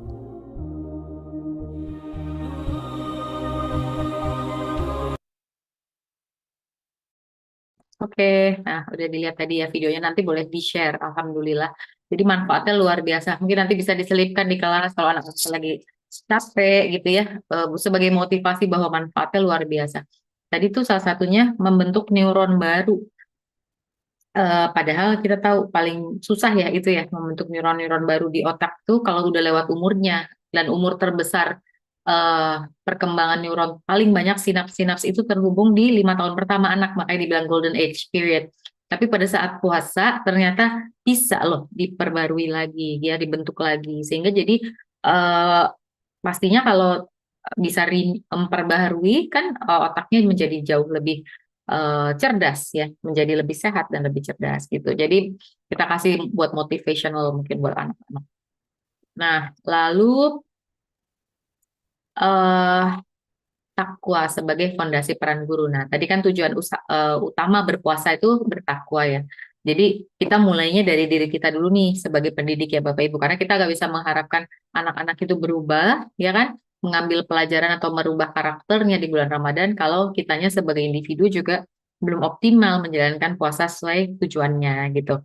Jadi kitanya penuh kesadaran deh.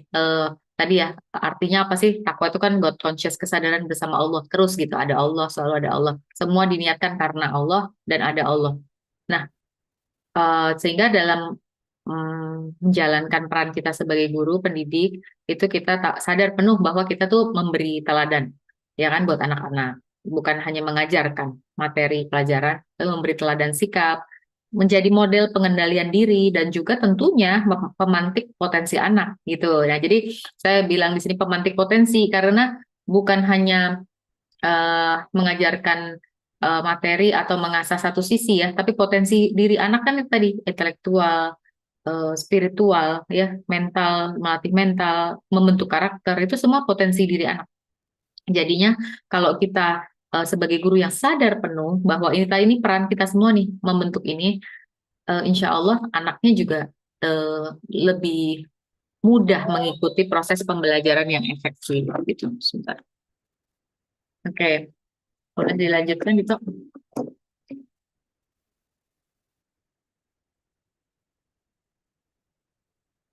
Nah, ini yang bisa kita lakukan ya, banyak sekali yang bisa kita lakukan untuk menanamkan nilai dalam berbagai kesempatan. Eh, apa aja kita lihat anak bukan cuma di kelas, mungkin kita lewat gitu ya, kita melihat ada reaksinya yang mungkin bisa diperbaiki gitu ya, responnya, perlakuannya, omongannya, terutama sekarang ucapan ya anak-anak ya. Ucapan itu kok kayaknya asik gitu ya, cara ngomongnya keren, asik tapi kasar. Ya kan, banyak kata-kata yang digunakan itu nggak pantas didengar gitu. Tapi buat mereka seperti apa ya, keren gitu ya. Kalau nggak mengucapkan itu kepada sesamanya tuh keren. Itu kan padahal mulai dari hal sederhana ya. Itu bisa kita ingatkan. Ucapkan yang baik, kalau nggak diam ya. Itu kan ajaran agama kita. Lalu juga memaknai aktivitas dalam pelajaran. Jadi gimana tuh supaya semua ada meaning, ya, ada maknanya gitu ya. Aktivitas itu tadi walaupun nggak kuantitasnya bisa banyak karena gurunya lelah, anak juga lelah lagi puasa, tapi ada makna yang didapat gitu dari proses pembelajarannya. Jadi kita targetkan bukan pada kuantitas. Meregulasi emosi. Nah, ini regulasi emosi mulai dari diri kita dulu ya sebagai guru ya. Gurunya juga regulasi dulu nih. Jadi sebelum eh, memberi satu respon atau bereaksi ya, kita juga harus sadar penuh karena kita juga lagi puasa kan ya, nggak mudah juga buat kita. Kita aware nih, sadar. Oke, saya lagi berpuasa gitu kan. Tadi kan saya lagi berpuasa, reaksi apa yang mau saya berikan. Itu butuh kesadaran ya Bapak Ibu ya, untuk supaya ya kita lagi tadi berperan sebagai apa kan, teladan ya kan, contoh buat anak-anak ya kan. Sehingga kita pun dalam memberikan contoh juga harus dalam penuh kesadaran yang penuh, mengontrol emosi kita. Mendidik dengan lembut, empati, karena ini kesempatan emas di bulan puasa sekali lagi menanamkan nilai-nilai ini yang mungkin kalau sehari-hari karena kita sibuk dengan mata pelajaran banyak, kita bisa manfaatkan untuk menanamkan yang lain ya, kelembutan, empati. Karena terkadang mendidik anak itu bukan hanya apa ya, memberikan eh, nilai, ya kan, memberikan nilai ya, tetapi sikap lembut, empati itu secara tidak langsung membangun kesadaran, ya kan? Kalau kita lembut sebagai pendidik, mengajarkan nilai-nilai, bisa membangun empati, itu insya Allah hal-hal yang tadinya kita mungkin harus suruh bisa dilakukan dengan kesadaran. Karena apa? Sayang, ya kan, respect, ya kan, hormat, itu sikap-sikap yang dibangun eh, dengan proses pembelajaran ini. Nah, membangun hubungan yang tegas tapi nyaman gitu ya, bisa tetap ditekankan, karena kalau nggak tegas juga kadang-kadang yang namanya anak-anak ya, eh, ya itu nanti bisa sampai level yang mungkin nggak kita harapkan gitu ya, makanya terjadi bullying gitu. Tegas tapi nyaman gitu, sehingga dua-duanya mereka tahu, bisa melihat dari sosok gurunya ada aturan tapi tetap nyaman untuk melakukan yang terbaik gitu, mau bekerja melakukan yang terbaik gitu, berupaya memberi sikap terbaik karena dia nyaman, bukan karena dia takut. Kalau zaman sekarang udah susah ya, anak-anak udah nggak ada takutnya soalnya. Jadi caranya kita mungkin justru memberi kenyamanan, kasih sayang, nilai-nilai lembut. Karena kita sadari juga, terutama di Indonesia nih, researchnya banyak banyak generasi anak-anak kita yang kurang kasih sayang, terutama fatherless generation ya, dibilangnya ya di Indonesia, kurang perhatian. Jadi sebenarnya perilaku-perilaku yang diberikan tidak sesuai harapan itu di sekolah karena mereka sebenarnya mencari perhatian. Gitu. Dan jadi kalau kita bisa mengajar, mendidik dengan perhatian, kasih sayang, nilai lembut, mungkin itu cara lain untuk menanamkan nilai yang terbaik. Oke, lanjut slide berikutnya. Oh ya, ini mengingatkan saja bahwa setiap respon kita sebagai teladan tadi cermin ya, model model untuk anak-anak didik kita itu dari respon. Nah, ya, bahwa kita bisa memberi berbagai respon, tapi kita apa yang mau kita tanamkan ya, kembali lagi ke diri kita masing-masing, terutama pada saat kita semua berpuasa. Gitu, apa yang mau kita tanamkan ke anak-anak? Ya, marahkah? Mau kita marah, mereka belajar apa? Atau kita mau menanamkan empati? Tentunya lebih capek menanamkan empati karena butuh dialog, diskusi, ya kan?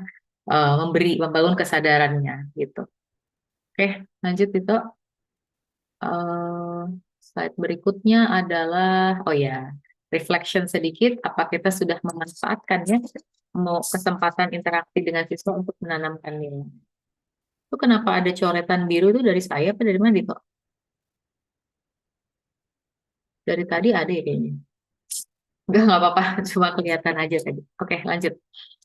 Nah, ketika nilai membentuk karakter, sebenarnya pembelajaran menjadi efektif. Tadi kan lagi puasa itu aja sebenarnya itu otak udah lagi renewing ya, renewing cells, memperbarui cells. Itu secara fisik luar biasa manfaatnya. Bahkan tadi tuh bisa mencegah kanker ya kan, Alzheimer, segala penyakit-penyakit lainnya banyak sekali yang bisa diambil manfaatnya dari puasa. Tetapi di sisi lain yang non fisik ya bentuknya ya, menanamkan nilai, membentuk karakter itu juga memberikan proses pembelajaran lebih efektif. Kok gimana? Coba kalau kira-kira nih Bapak Ibu Guru. Karena dengan karakter, dengan menanamkan nilai itu kita mencoba membangun karakter anak-anak ya, di mana karakter tadi akan memperkuat intelektualnya, aspek kognitifnya. Kan bukan pendidikan itu bukan cuma kognitif ya, afektif ya kan, psikomotorik tentunya, tapi juga kita sadari ada aspek spiritual, mentalnya yang dibangun.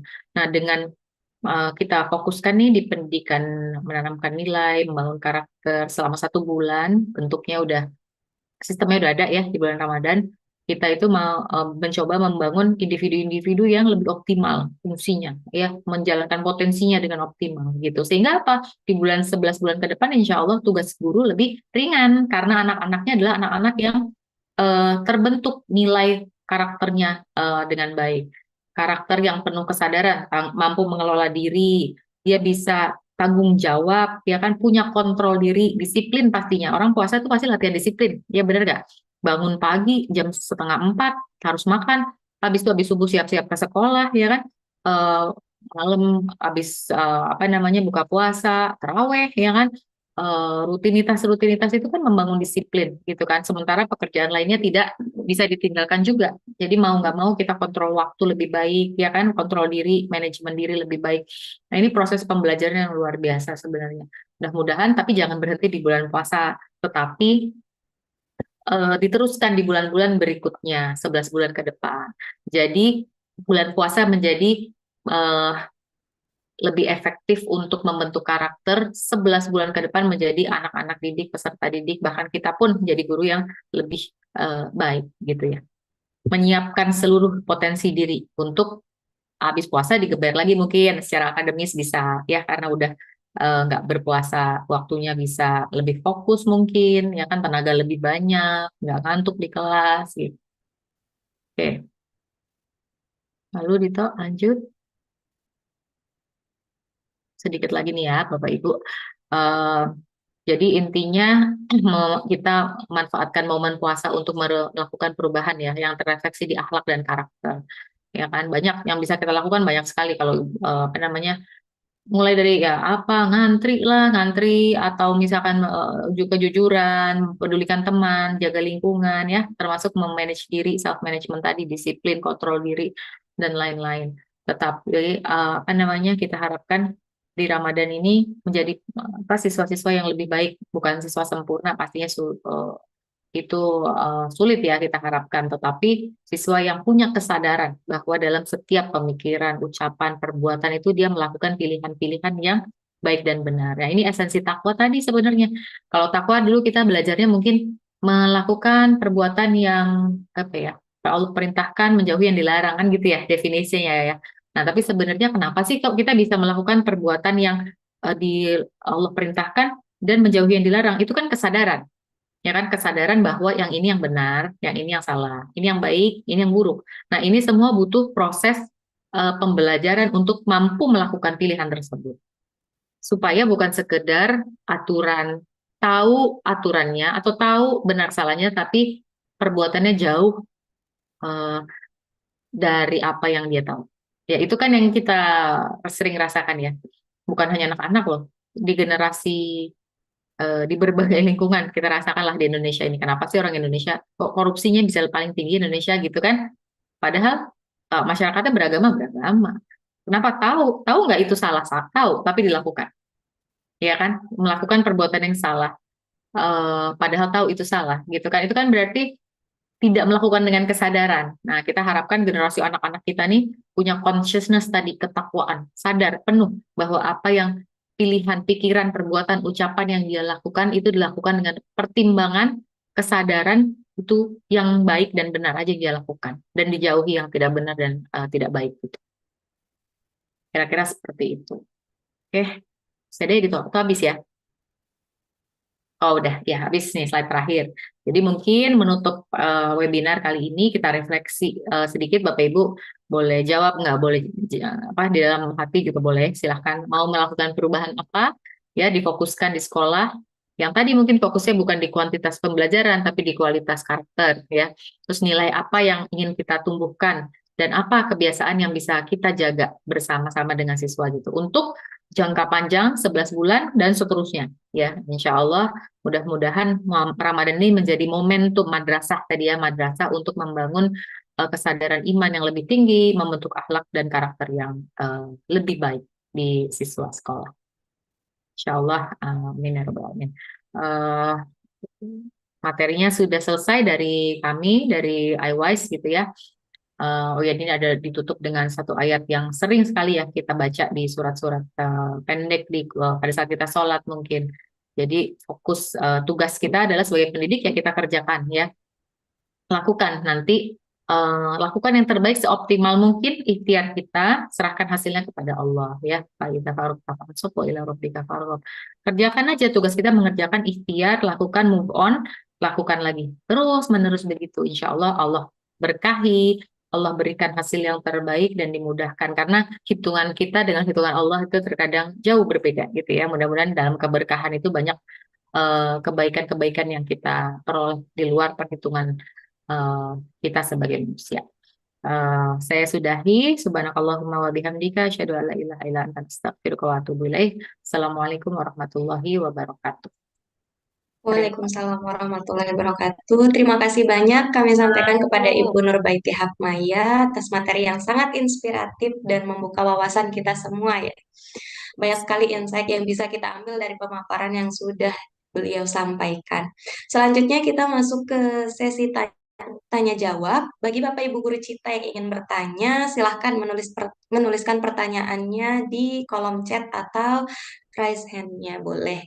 Oh ini ada dari Bapak Ridwan, silahkan Pak. Terima kasih Kak Alicia.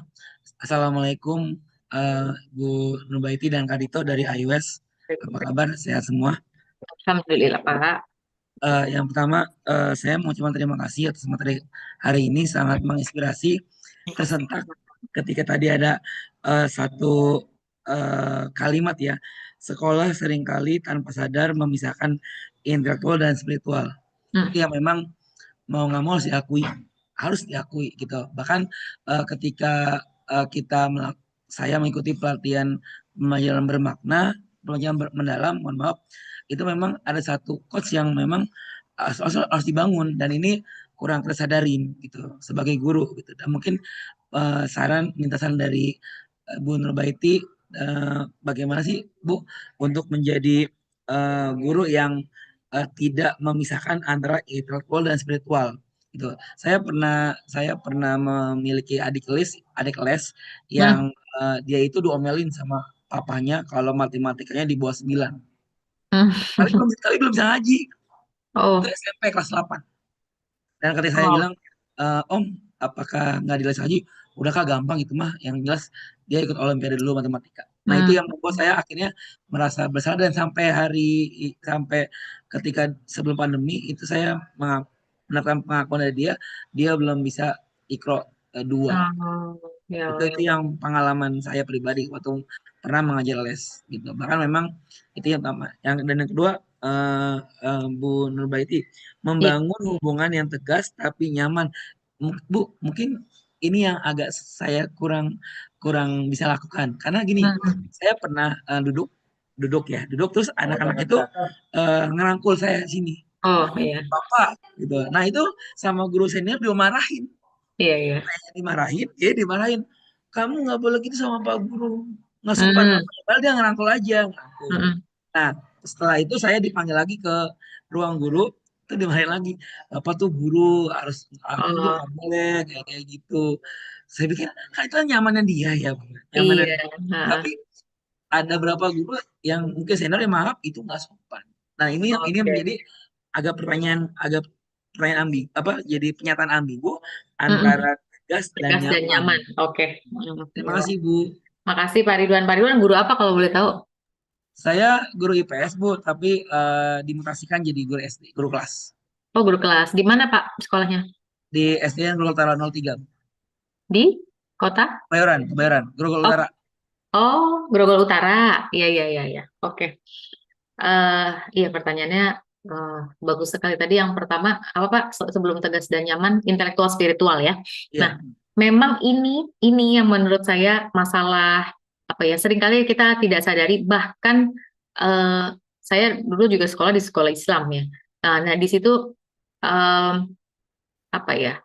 Pelajaran agama bobotnya banyak luar biasa Pak. Tetapi pelajaran agama dengan pelajaran yang non agama gitu ya, klasifikasinya itu ya, terpisah gitu ya. Jadi nggak ada integrasi gitu antara subjek-subjek pelajaran matematika, sains atau IPS gitu dengan pelajaran agama. Jadi guru pun masing-masing gitu ya mengajarnya sesuai dengan target mata pelajarannya. Nah ini yang semakin kesini, semakin zaman semakin maju gitu ya, semakin modern, sebenarnya semakin penting lagi kita tidak memisahkan. Kenapa? Karena kecanggihan perkembangan ilmu pengetahuan itu kan luar biasa cepat ya, dan arahnya udah semakin tidak bisa ditebak. Besok ada apa lagi nih yang baru? Besok ada apa lagi? Belum lagi informasi dan nilai kehidupan. Anak kita sekarang melihat satu panduan misalkan dari sosial media lah misalkan gitu ya, K-pop misalkan Korea gitu senengnya ya, itu kan kalau udah seneng mereka tiru semua apapun yang dilakukan sama K-pop gitu ya, mulai dari cara berpakaiannya, nyanyinya, dandanannya dan sebagainya itu semua ditiru. Bukannya kita mau larang nggak boleh gitu kan, nggak bisa juga karena emang itu udah sesuatu mereka suka gitu ya. Tapi kan ada batasnya. Sampai mana nih yang kita boleh suka sampai mana gitu ya. Kalau kita nggak semakin mengisi sisi lain dari intelektual anak-anak ini, yang ada pada saat mereka meniru atau melihat segala sesuatu itu mereka pakai logika aja. Kenapa nggak boleh? Kan itu hak dia tuh mau berpakaian seperti itu. Kok laki-laki kayak perempuan dandannya? Kalau kita mungkin gitu ya. Kalau buat dia, oh itu hak mereka ya biarin aja. kenapa dipertanyakan gitu. Padahal kan kalau kita punya prinsip dalam agama, contoh ya laki-laki, perempuan perempuan, punya caranya, fitrahnya beda dari Allah gitu ya. Cara kita berpakaian, auratnya pun berbeda gitu kan. Fungsi tubuhnya juga ada perbedaannya. Jadi jelas prinsipnya itu jelas. Nah di situ kan pendidikan spiritual tuh sebenarnya agama ya sebagai fundamental ya. Apa sih apa yang mau kita pegang? Karena kalau intelektual terus yang diasah, dia akan terus mempertanyakan logika dan rasional di balik itu tanpa punya pegangan. Sebenarnya yang mau kita pegang nilai apa? Nah, ini semakin penting lagi nih Pak, memang di zaman sekarang. Jadi, kalau tadi kan Bapak contohnya, pokoknya belajar matematika, ngaji belum ini ya, nggak apa-apa lah belakangan gitu ya. Sayang, memang itu sangat disayangkan karena eh apa ya, pada waktunya udah lewat masanya gitu ya, untuk menanamkan nilai-nilai ini. Bukannya saya bilang kata terlambat sih nggak pernah ada ya, belajar itu selalu ada kesempatan, belajar agama apalagi. Tetapi pada saat anak udah remaja, misalkan tadi kelas 8 ya Pak, kelas 8 itu kan udah kalau di level pendidikan anak itu mereka udah tumbuh kemampuan abstrak, bukan lagi yang kemampuan yang logis terstruktur di usia-usia SD. Itu masih kita bisa atur tuh, kasih aturan ya kan, habis ini kita ajarkan walaupun sebagai rutinitas belum sebagai kesadaran. Nah, tapi usianya itu udah lewat. Kalau kelas 8 mereka udah tumbuh kemampuan abstraknya. Kenapa sih harus begini? Kenapa ya nggak begini aja? Udah mulai mempertanyakan segala sesuatu ya. Jadinya berat buat kita sebagai pendidik menanamkan, atau sebagai orang tua berat. Nah, di situ memang semakin penting lagi Pak, memulai beriringan gitu ya. Kalau kita mengajarkan anak-anak, intelektual, spiritualnya juga diasah. Sesederhana Pak, mungkin nggak kalau baca Quran mungkin bisa ya, masih bisa belajar karena itu kan seperti kita belajar bahasa. Tetapi nilai-nilainya ini loh yang jauh lebih penting ya, nilai-nilai agamanya, pegangan hidupnya apa yang mau dia pegang. Karena begitu dia pinter matematika, pinter sains, buat apa saya punya ilmu ini? Nggak tahu Pak nanti sedihnya, ya kan?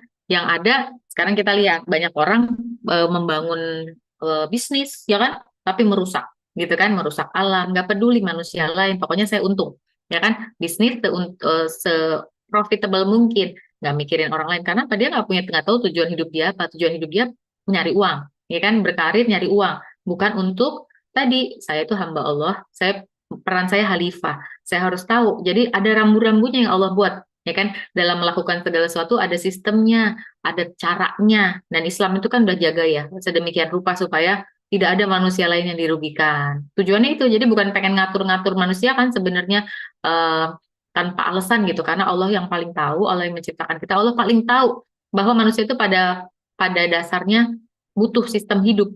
Ya kalau nggak akan saling bertabrakan kepentingannya gitu. Ya, makanya Allah kasih aturan-aturan. Nah kita kasih pemahaman seperti itu. Jadi mungkin yang paling mendasar tuh Pak, kalau tadi ya misalkan anak itu di kelas 8, dikembalikan aja lewat obrolan-obrolan bahwa ngapain sih kamu pengen senang belajar matematika, kenapa, cita-citanya pengen jadi apa, misalkan pengen jadi apa, insinyur gitu. Oke, kenapa pengen jadi insinyur?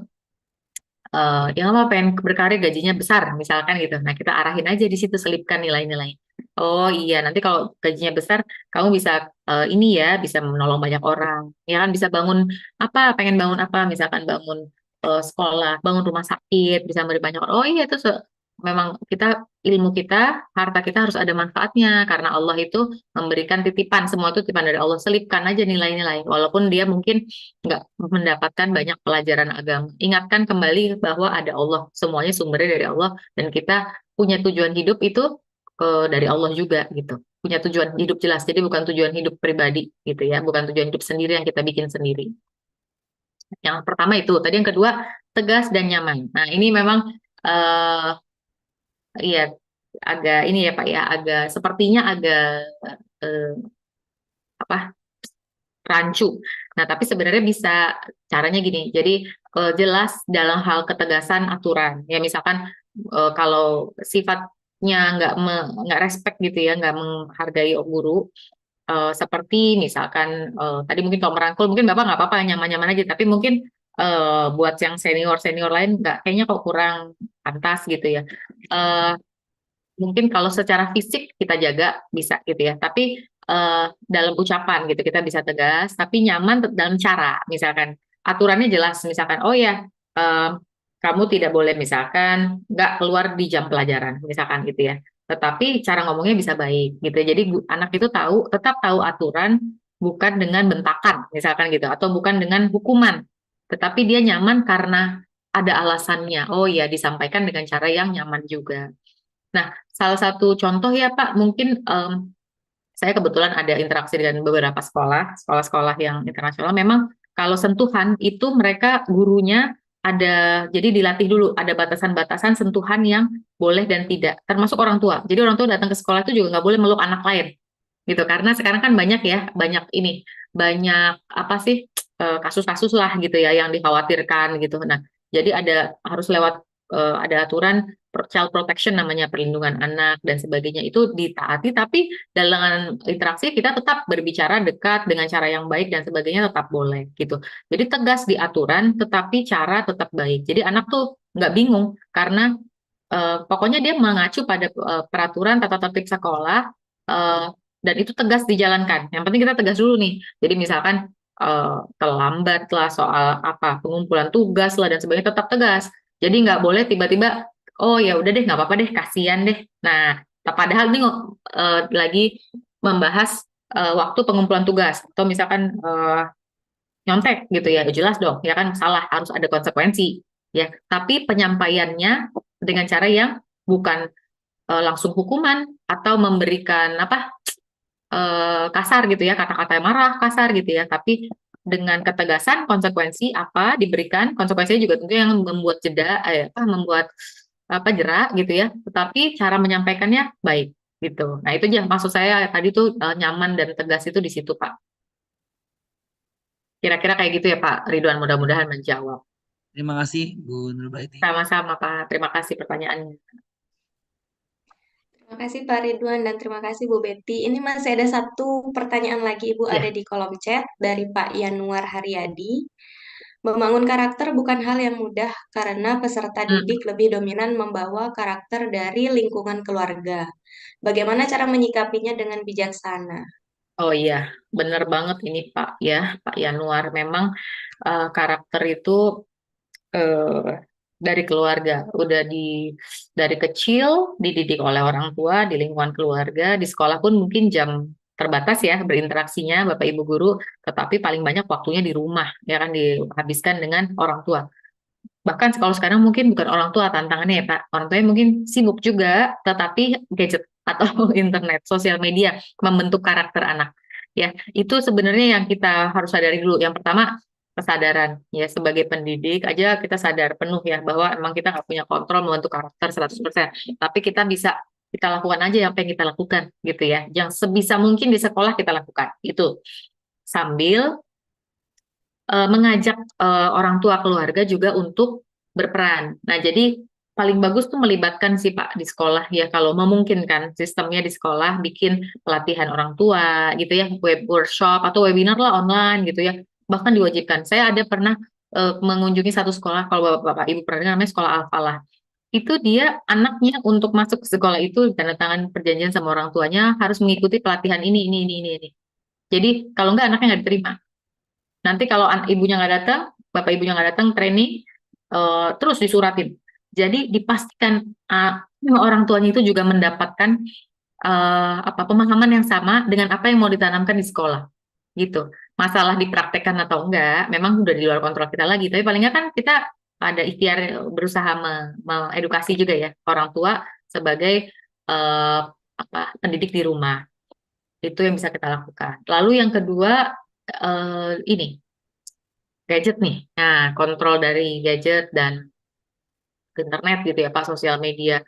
Itu kan sebenarnya sekarang hampir sulit ya kita batasi gitu. Tetapi paling tidak kita juga bisa ajarkan orang tuanya juga gitu, berbagi sama orang tuanya dampaknya ya kan, cara mengontrolnya gimana gitu kan. Kalau sebenarnya buat anak-anak yang terutama kalau anak masih kecil ya, SD, SMP gitu, kan bisa diatur penggunaan waktunya, jangan dibebaskan masuk kamar sampai malam dengan gadget. Itu kan kontrol orang tua di rumah. Masuk kamar, handphone di luar gitu kan. Nggak boleh pakai handphone tidur, waktu istirahat cukup. Itu kan juga bagian dari membentuk membentuk potensi anak. Kurang tidur gimana ngajarinnya di sekolah? Ya kan berat juga ya Pak, sebagai orang tua, ya sebagai guru mendidik anak, anaknya kondisinya istirahat nggak optimal, banyak main games, pakai gadget berlebihan. Ini kita bisa selaraskan nih dengan orang tua di rumah. Memang terkadang nggak mau repot ya, orang tua kan juga capek mungkin bekerja segala macam, itu gadget adalah cara paling mudah ya, instan buat menghibur ya kan, tetapi memang perlu dibangkitkan lagi kesadaran awareness akan ini ya. Sekarang sih alhamdulillah saya lihat banyak ya, udah mulai di seluruh dunia itu udah mulai gerakan-gerakan mengurangi penggunaan gadget sosial media, karena dampaknya udah terlihat kemarin, penurunan kualitas generasi muda ya kan, terlihat dari research bahwa kemampuan generasi muda di 10 tahun terakhir ini kan menurun jauh gitu kan, dari berbagai aspek. Brain rot itu istilahnya gitu kan, udah banyak anxious generation lah kita lihat ya, mental health-nya juga terpengaruh, jadi udah jadi concern global nih Pak. Jadi rasanya kalau mau mengajak orang tua seharusnya nggak terlalu sulit ya, paling tidak dibangun kesadarannya dulu ya. Prosesnya panjang tentunya, tapi kita manfaatkan mumpung momennya bulan Ramadan. Oke, Mbak Alisha, mudah-mudahan bisa menjawab pertanyaan. Baik, Ada terima lagi? kasih banyak Ibu Betty. Nah, karena Bapak Ibu Guru Cita yang berbahagia, tak terasa kita sudah sampai di penghujung acara webinar ini. Saya minta Bapak Ibu Guru Cita untuk open kamera terlebih dahulu ya, kita ambil gambar sebentar.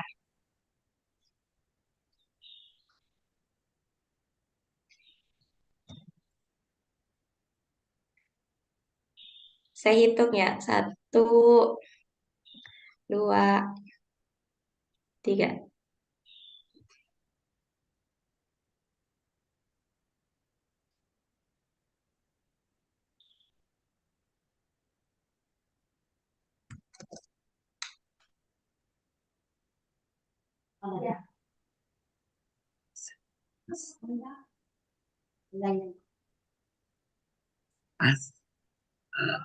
Kalisa. Boleh sekali lagi? Oke. Sebentar. 1, 2, 3.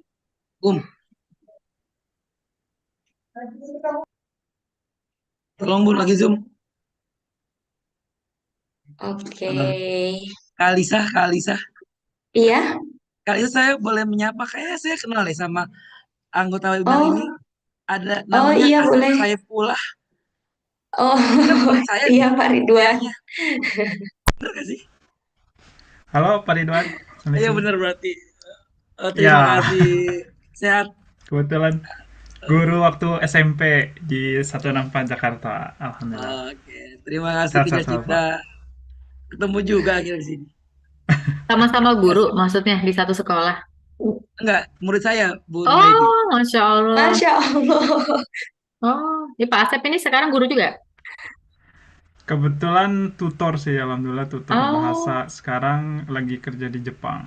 Oh, Masya Allah. Lagi di Jepang sekarang kebetulan Kalisa.